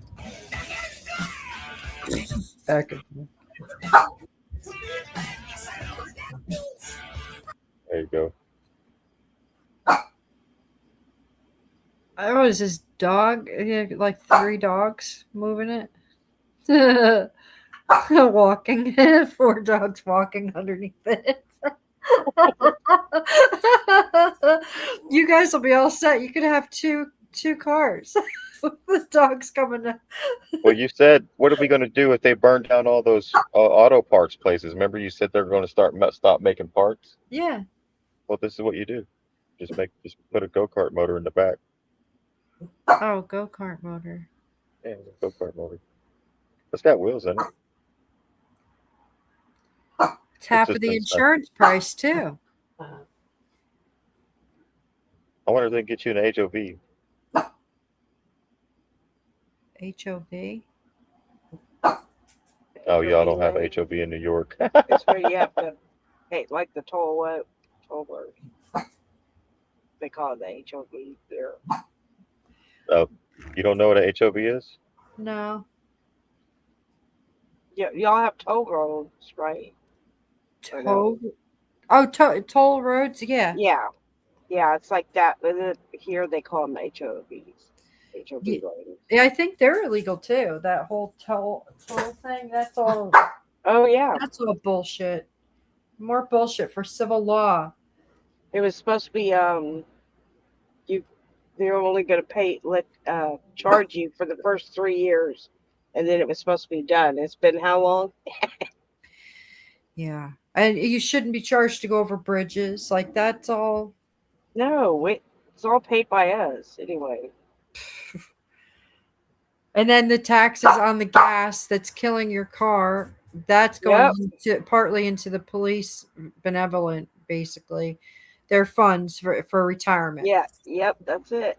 And they say even if they make this peace deal, it would take up to 12 months to see a difference in our gas. A whole that's a year in the price of gas. Well, that means we're going to have to do this.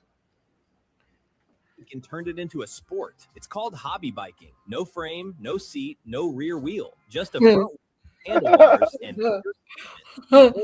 run through the woods like you're riding an invisible bike. It started in Germany as a joke, inspired by hobby horsing, where people keep using stick horses instead of real ones. Then someone had an even stranger idea. What if we did the same thing with a mountain bike? And somehow it caught on. Now people actually race these through forests, wearing helmets and taking it completely seriously. Same energy, less bike. Same energy, less bike.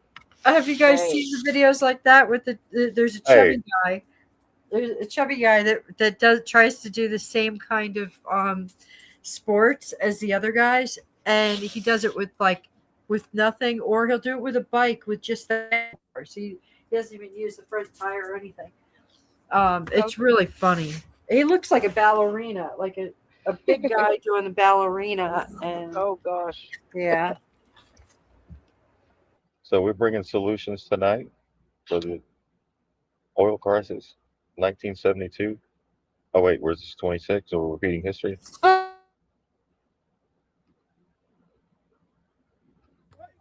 So this is what's currently going on in the war right now. We got America First and the cowboy hat against MIGA. MIGA's in the bicycles over here.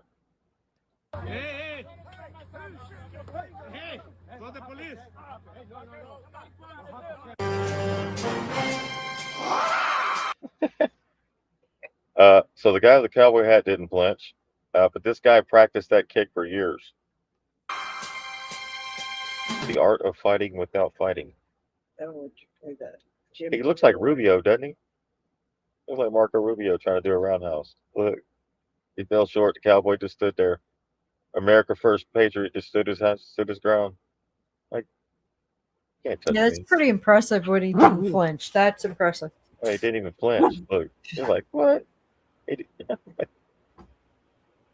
Come on, man. America First, baby. Yeah, go ahead. The Jim Brewer? There's like two of them.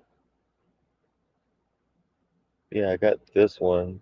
Okay, and I think it's this one. Let's see if this is the one. Here we go. Sifts that can. No, that's the one I played already.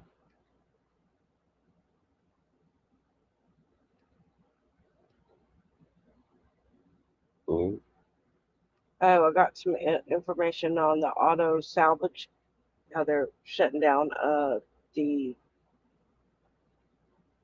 junkyards. Yeah. Right. So you've probably seen on TikToks and stuff like that of the junkyards burning. So this is from Shield of Souls. They dug into the law. They found that is a documented pipeline from WEF and UN global policy straight down to local zoning enforcement. Not speculation, but receipts. The EPA classifies salvagers as industrial polluters under 40 CFR 122.26. Same category as chemical plants and steel mills. A pull your own part yard with no crusher gets regulated just like a factory, not based on what you do, based on what might drip when it rains. This doesn't come from nowhere. Executive Order 12852, signed by Clinton in 1993, created the President's Council on Sustainable Development and ordered all federal agencies, including the EPA, to cooperate in building a national sustainable development action strategy that was the bridge from UN sustainability goals into domestic enforcement. No congressional vote and no debate. So that's what these executive orders do, right? They're to bypass Congress. So from where it flows in your town, an organization called ICLEI, Local Governments for Sustainability, delivers pre-built sustainability zoning frameworks directly to town planning commissions. They run CDG's cohorts to align local laws with UN 2030 agenda. Your town adopts their template and doesn't even know where they come from. Isn't that scary? Then the local weapon in Vermont 24 VSA 2271 declares junkyard motor vehicles visible from a highway to be a public nuisance. Period. No proof of pollution, no proof of harm, just seeing it is enough. Meanwhile, the WEF is openly pushing extended producer responsibility, where manufacturers controls a product's entire life cycle, including disposable. Independent yards are labeled the informal sector that needs to be integrated into corporate controlled, digitally tracked recycling. And 11 days ago, the EPA announced the Superfund Solution Initiative, deploying CERSLA and RCRA and Brownsfield authorities simultaneously to accelerate cleanup orders. Historical soil staining from decades of parked cars can trigger immediate federal action. No long study, just enforcement. The pipeline is right there on paper. UN Agenda 21 and Agenda 2030 set the global targets. Executive Order 12852 brought them into federal agencies. EPA Category 6 gave them regulatory hook. The ICLEI handed the zoning templates to your town. State nuisance laws made visible cars illegal, and now June 2026 Superfund initiative is accelerating the closures right now. They don't pass a law saying ban salvage yards. They just adjust the zoning definitions and sampling protocols until staying open is legally and financially impossible. Compounding daily fines drain the operator. Administrative consents orders strip their right to a trial. You hear that? They don't even get a trial. The corporate shell collapses. The owner walks away to escape personal liability. The land gets a remediation lien and its value drops to zero. When you control the parts supply, you control the people. Audit your own area. These 3 searches: town zoning minutes for the parcel, keywords, non-conforming use, and aesthetic stabilization. State environmental agencies for notices of violations against the yard address. Environmental court docket for default judgments. The debt trail is public record. So you can go to storm charges for industrial activities. EPA website.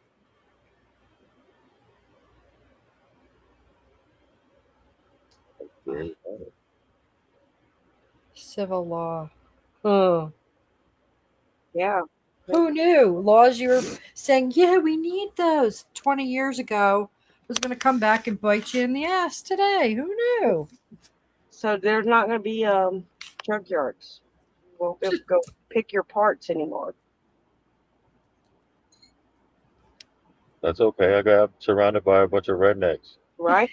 We could build a car out of anything, Well, but we're good. And we know how to make our own fuel. they need everybody to have something, to stand up for in this. That's right. And everybody's got to have something. So there's some people who are going to be really passionate about those old cars. There's a lot of them. Oh, yeah. A lot of them. Definitely. Legitimate question. They said if they started making the cars like they used to again, they would be the #1 selling car on the market. Yeah. Get away from these computerized. If they went back to the basics. Like What the first has one, to- yeah. Legitimate question. What has to happen for us as a society to be like, you know what?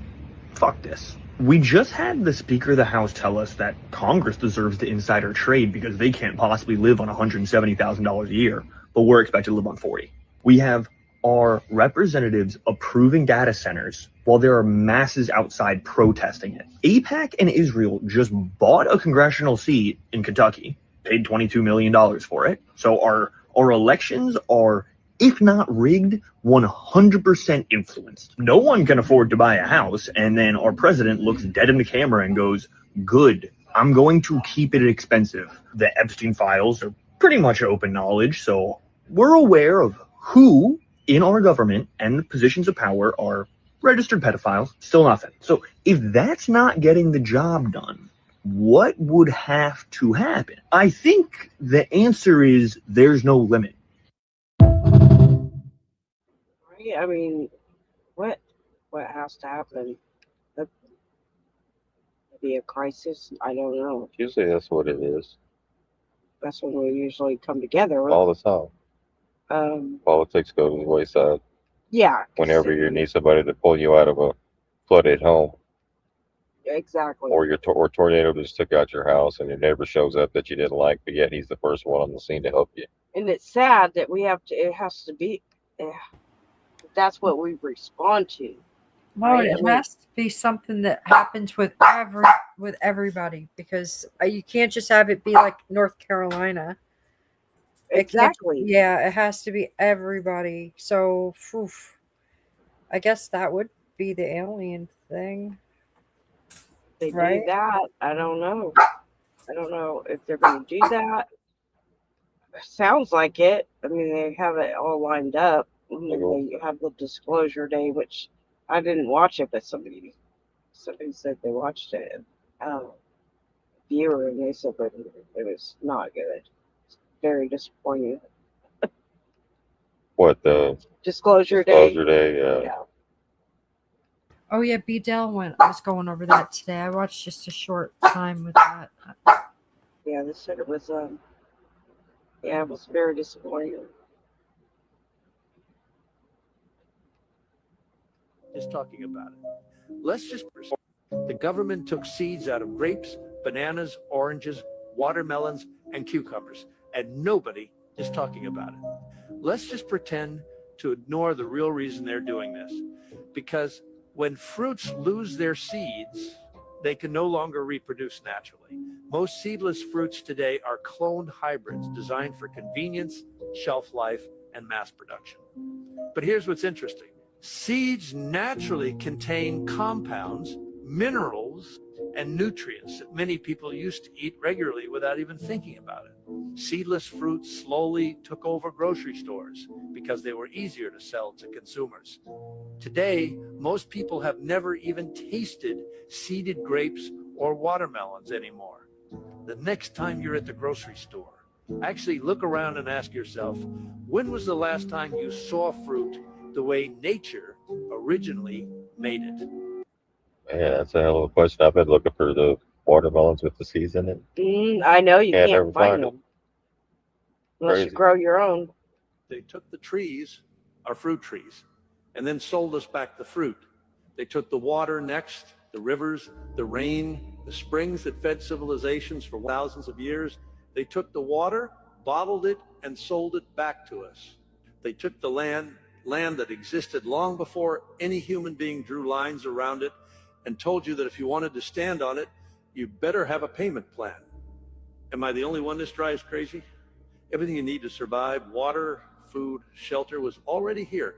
Nobody created it, but somehow you were born owing for it. And why does a free life sound like such a crazy idea? Why does simply existing without debt, without bills, without permission, why does that sound like a fantasy? Who the hell convinced us that this is how it's supposed to be? They took the... Great noticing, right? The great noticing. Who convinced us this is how it was supposed to be? Isn't that crazy? They've sold us what was already free out there. It's the American dream. It's just, I can't even believe it. It just happened so slowly. Yeah, Decades. that's how they do it. It only takes 2 generations. And made people, they brought the inflation, so then they had to have the women go out and work, and that, you know, and it's just, they really did it well. You really have to hand it. They did it perfectly. They screwed us all over really perfectly. And people could have said no. It was just how they did it. It was just so freaking smooth. But those people do it like that. Yeah. Oh, yeah. They plan it out years in advance. Yeah. They think about this all day, every day. They dream Then about it. They put it in their movies and you watch it. Yeah. Their future plans for you. And then people think they like with George Carlin. People sat there and laughed at it, and I hear people laughing at this shit, and I'm like, no, you got issue. You got to look at it a different way. Eventually, because it's not funny. No, it's It's not. not freaking funny. Like standing around at a barbecue this 4th of July. It's like it's not funny. It's not good. It's not. There's no reason to be celebrating a damn thing. If people are still out there that don't know what's going on, the job's not done. That's right. That's right. So the Department of Defense has a long-standing relationship with Hollywood. In fact, it's been working with filmmakers for 100 years with a goal that's twofold: to accurately depict military stories and make sure sensitive information isn't disclosed. So they're gatekeepers. Right. So those movies you watch, what was that, Lone Survivor? Mm-hmm. What's the other one? I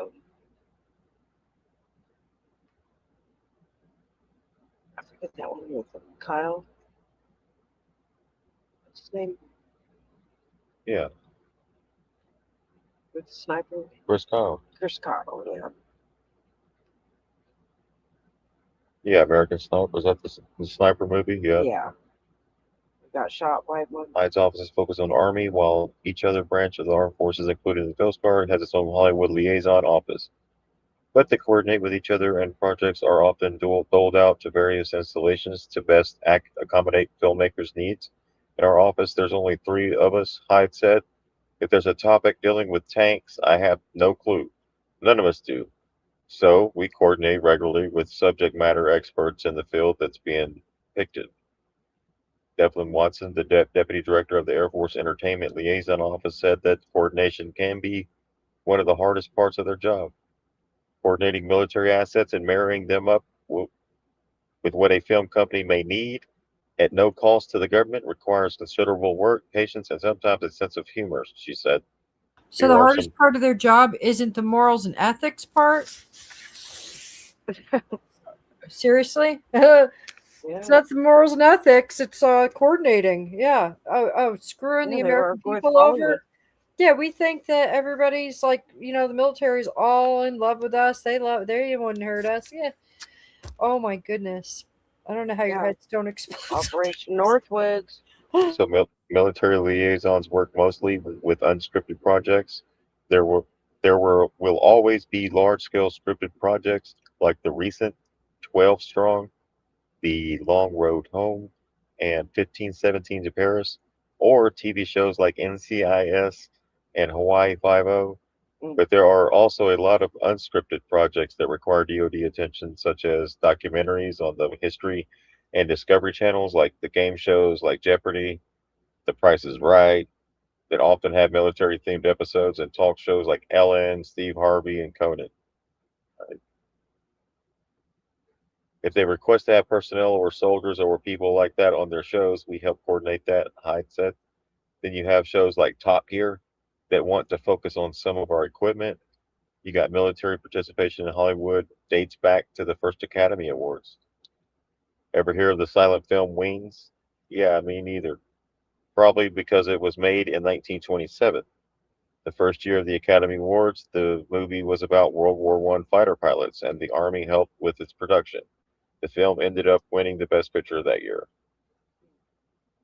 Why would they be filming fake wars in the middle of a real one if they got cameras?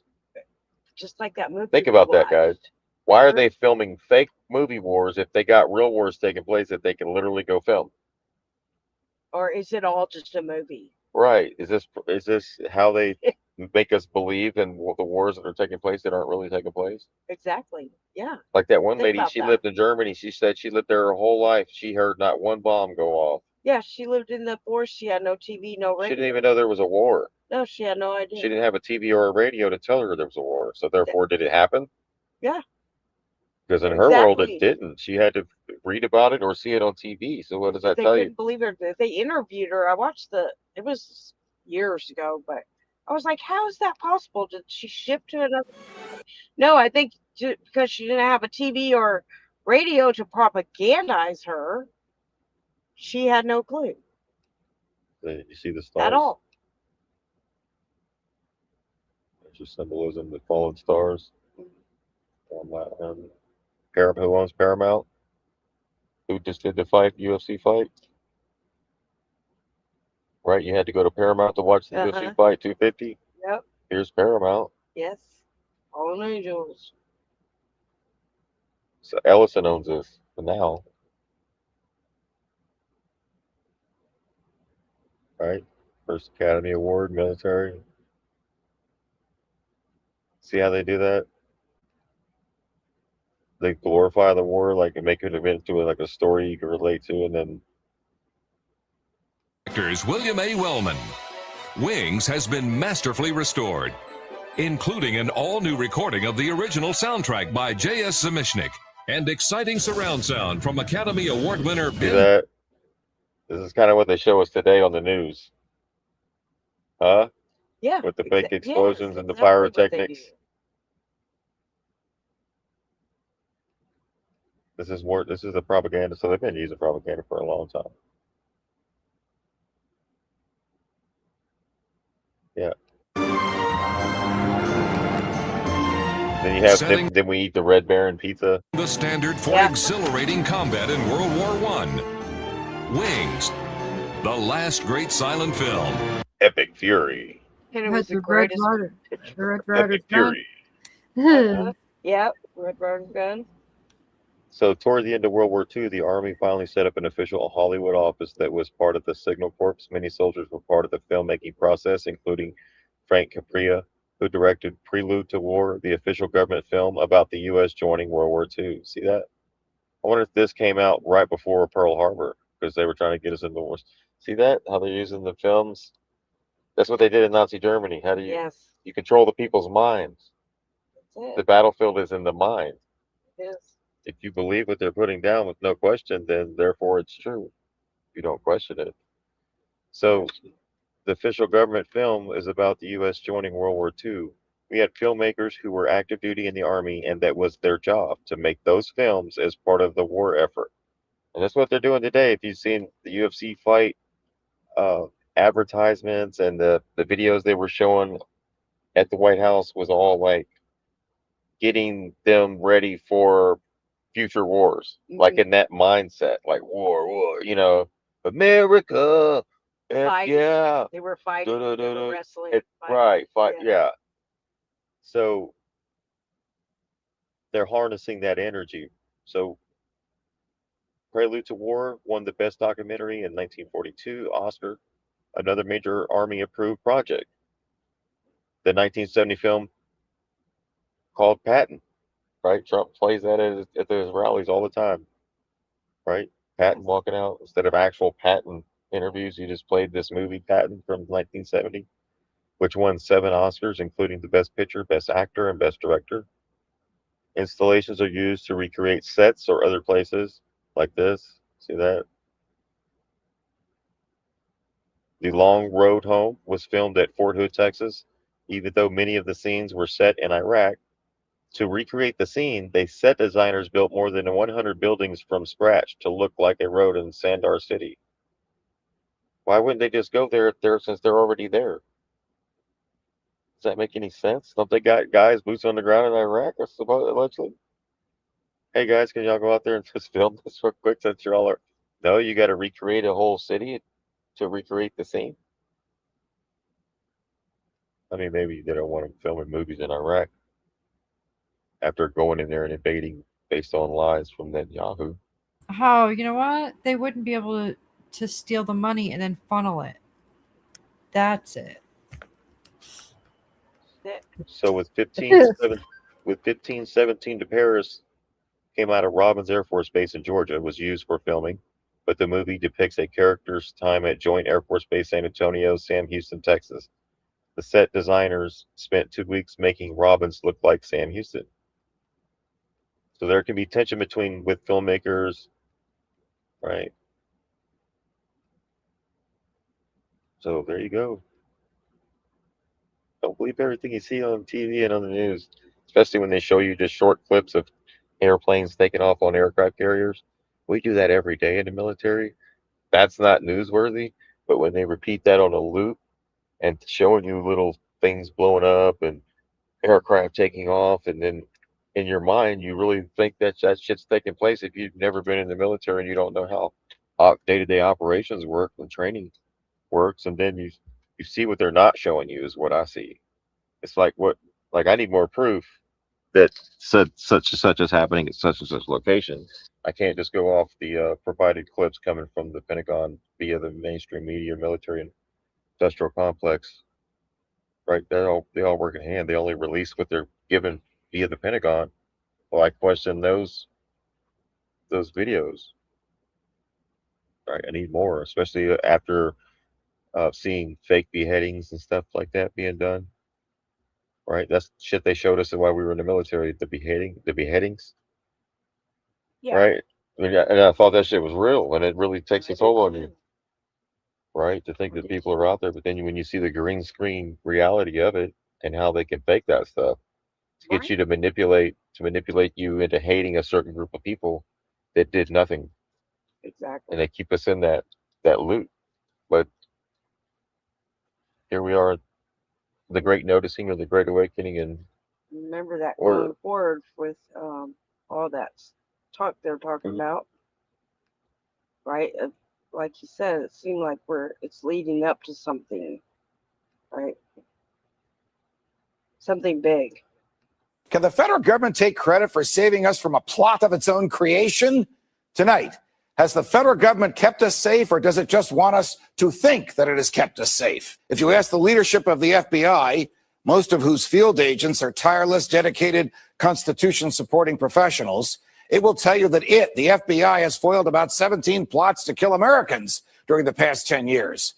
What it will not tell you is that there have been 20 foiled plots, and of them, 3 were interrupted by members of the public.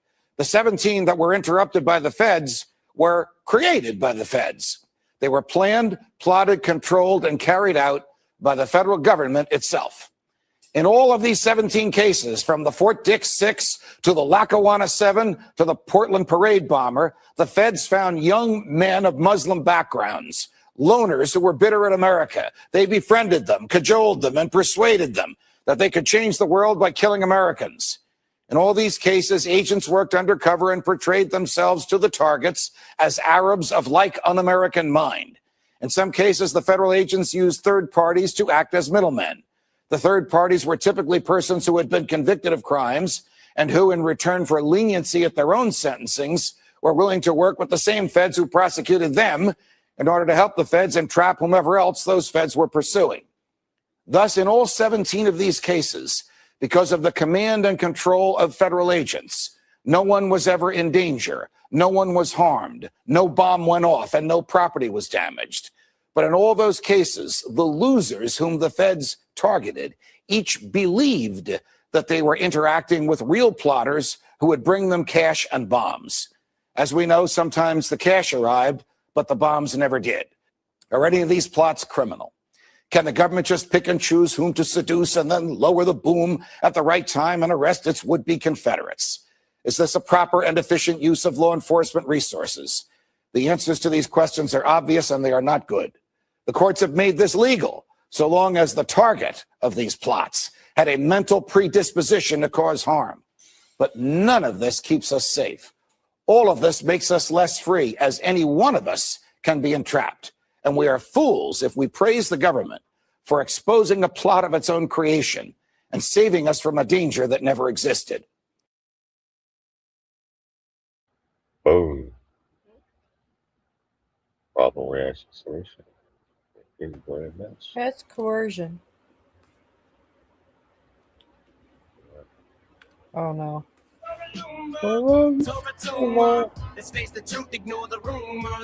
Uh-huh. Oh, we're done. I'll share that in the chat if they want to jam that. Have a great rest of your night. We'll see y'all Friday night, and we'll have also Saturday night. Yes. Stay weather aware. They're doing something over the next 24 to 48 hours, maybe even up north. Who knows? Some of the storms have been disbanding or breaking apart. Some haven't. But keep an eye on the weather. It still seems like it's going into fall here. It's really strange to be in June, and even the sun, how it's hitting, it seems like we're going into fall. So it's just strange. Good night, everybody. Good night. Good night, everyone. Sleep time.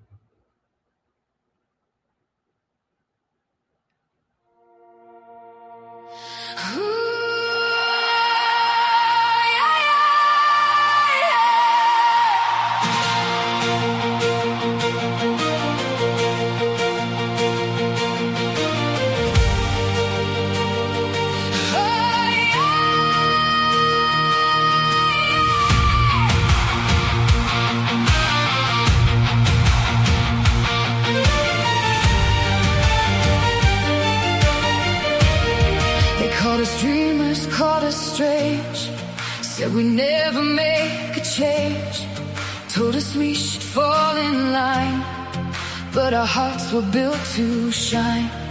While they slept we searched for more, found the keys behind the door, past the limits they designed, we discovered our own mind.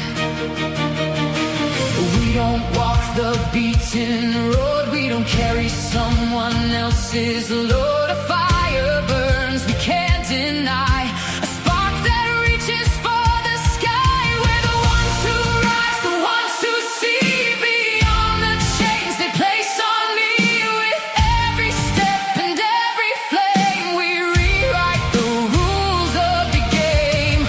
As above and so below, what we plant is what will grow. From within our spirits glow, and that's the power that we know.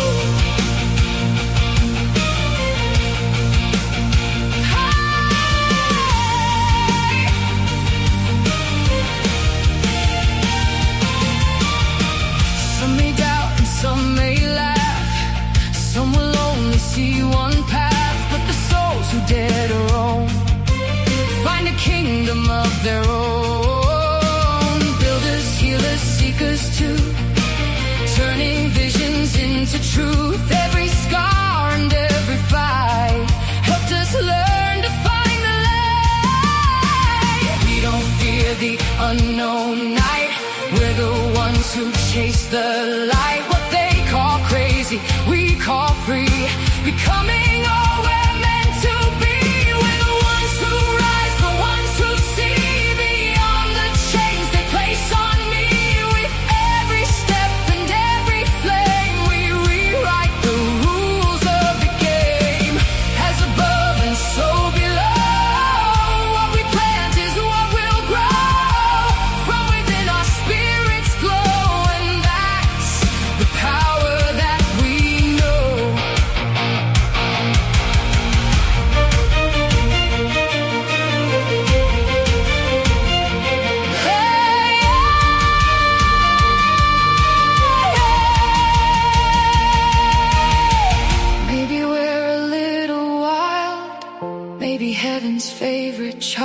maybe faith is daring to believe in something others cannot see. The world was changed by hearts that knew the impossible could still come true, and every soul who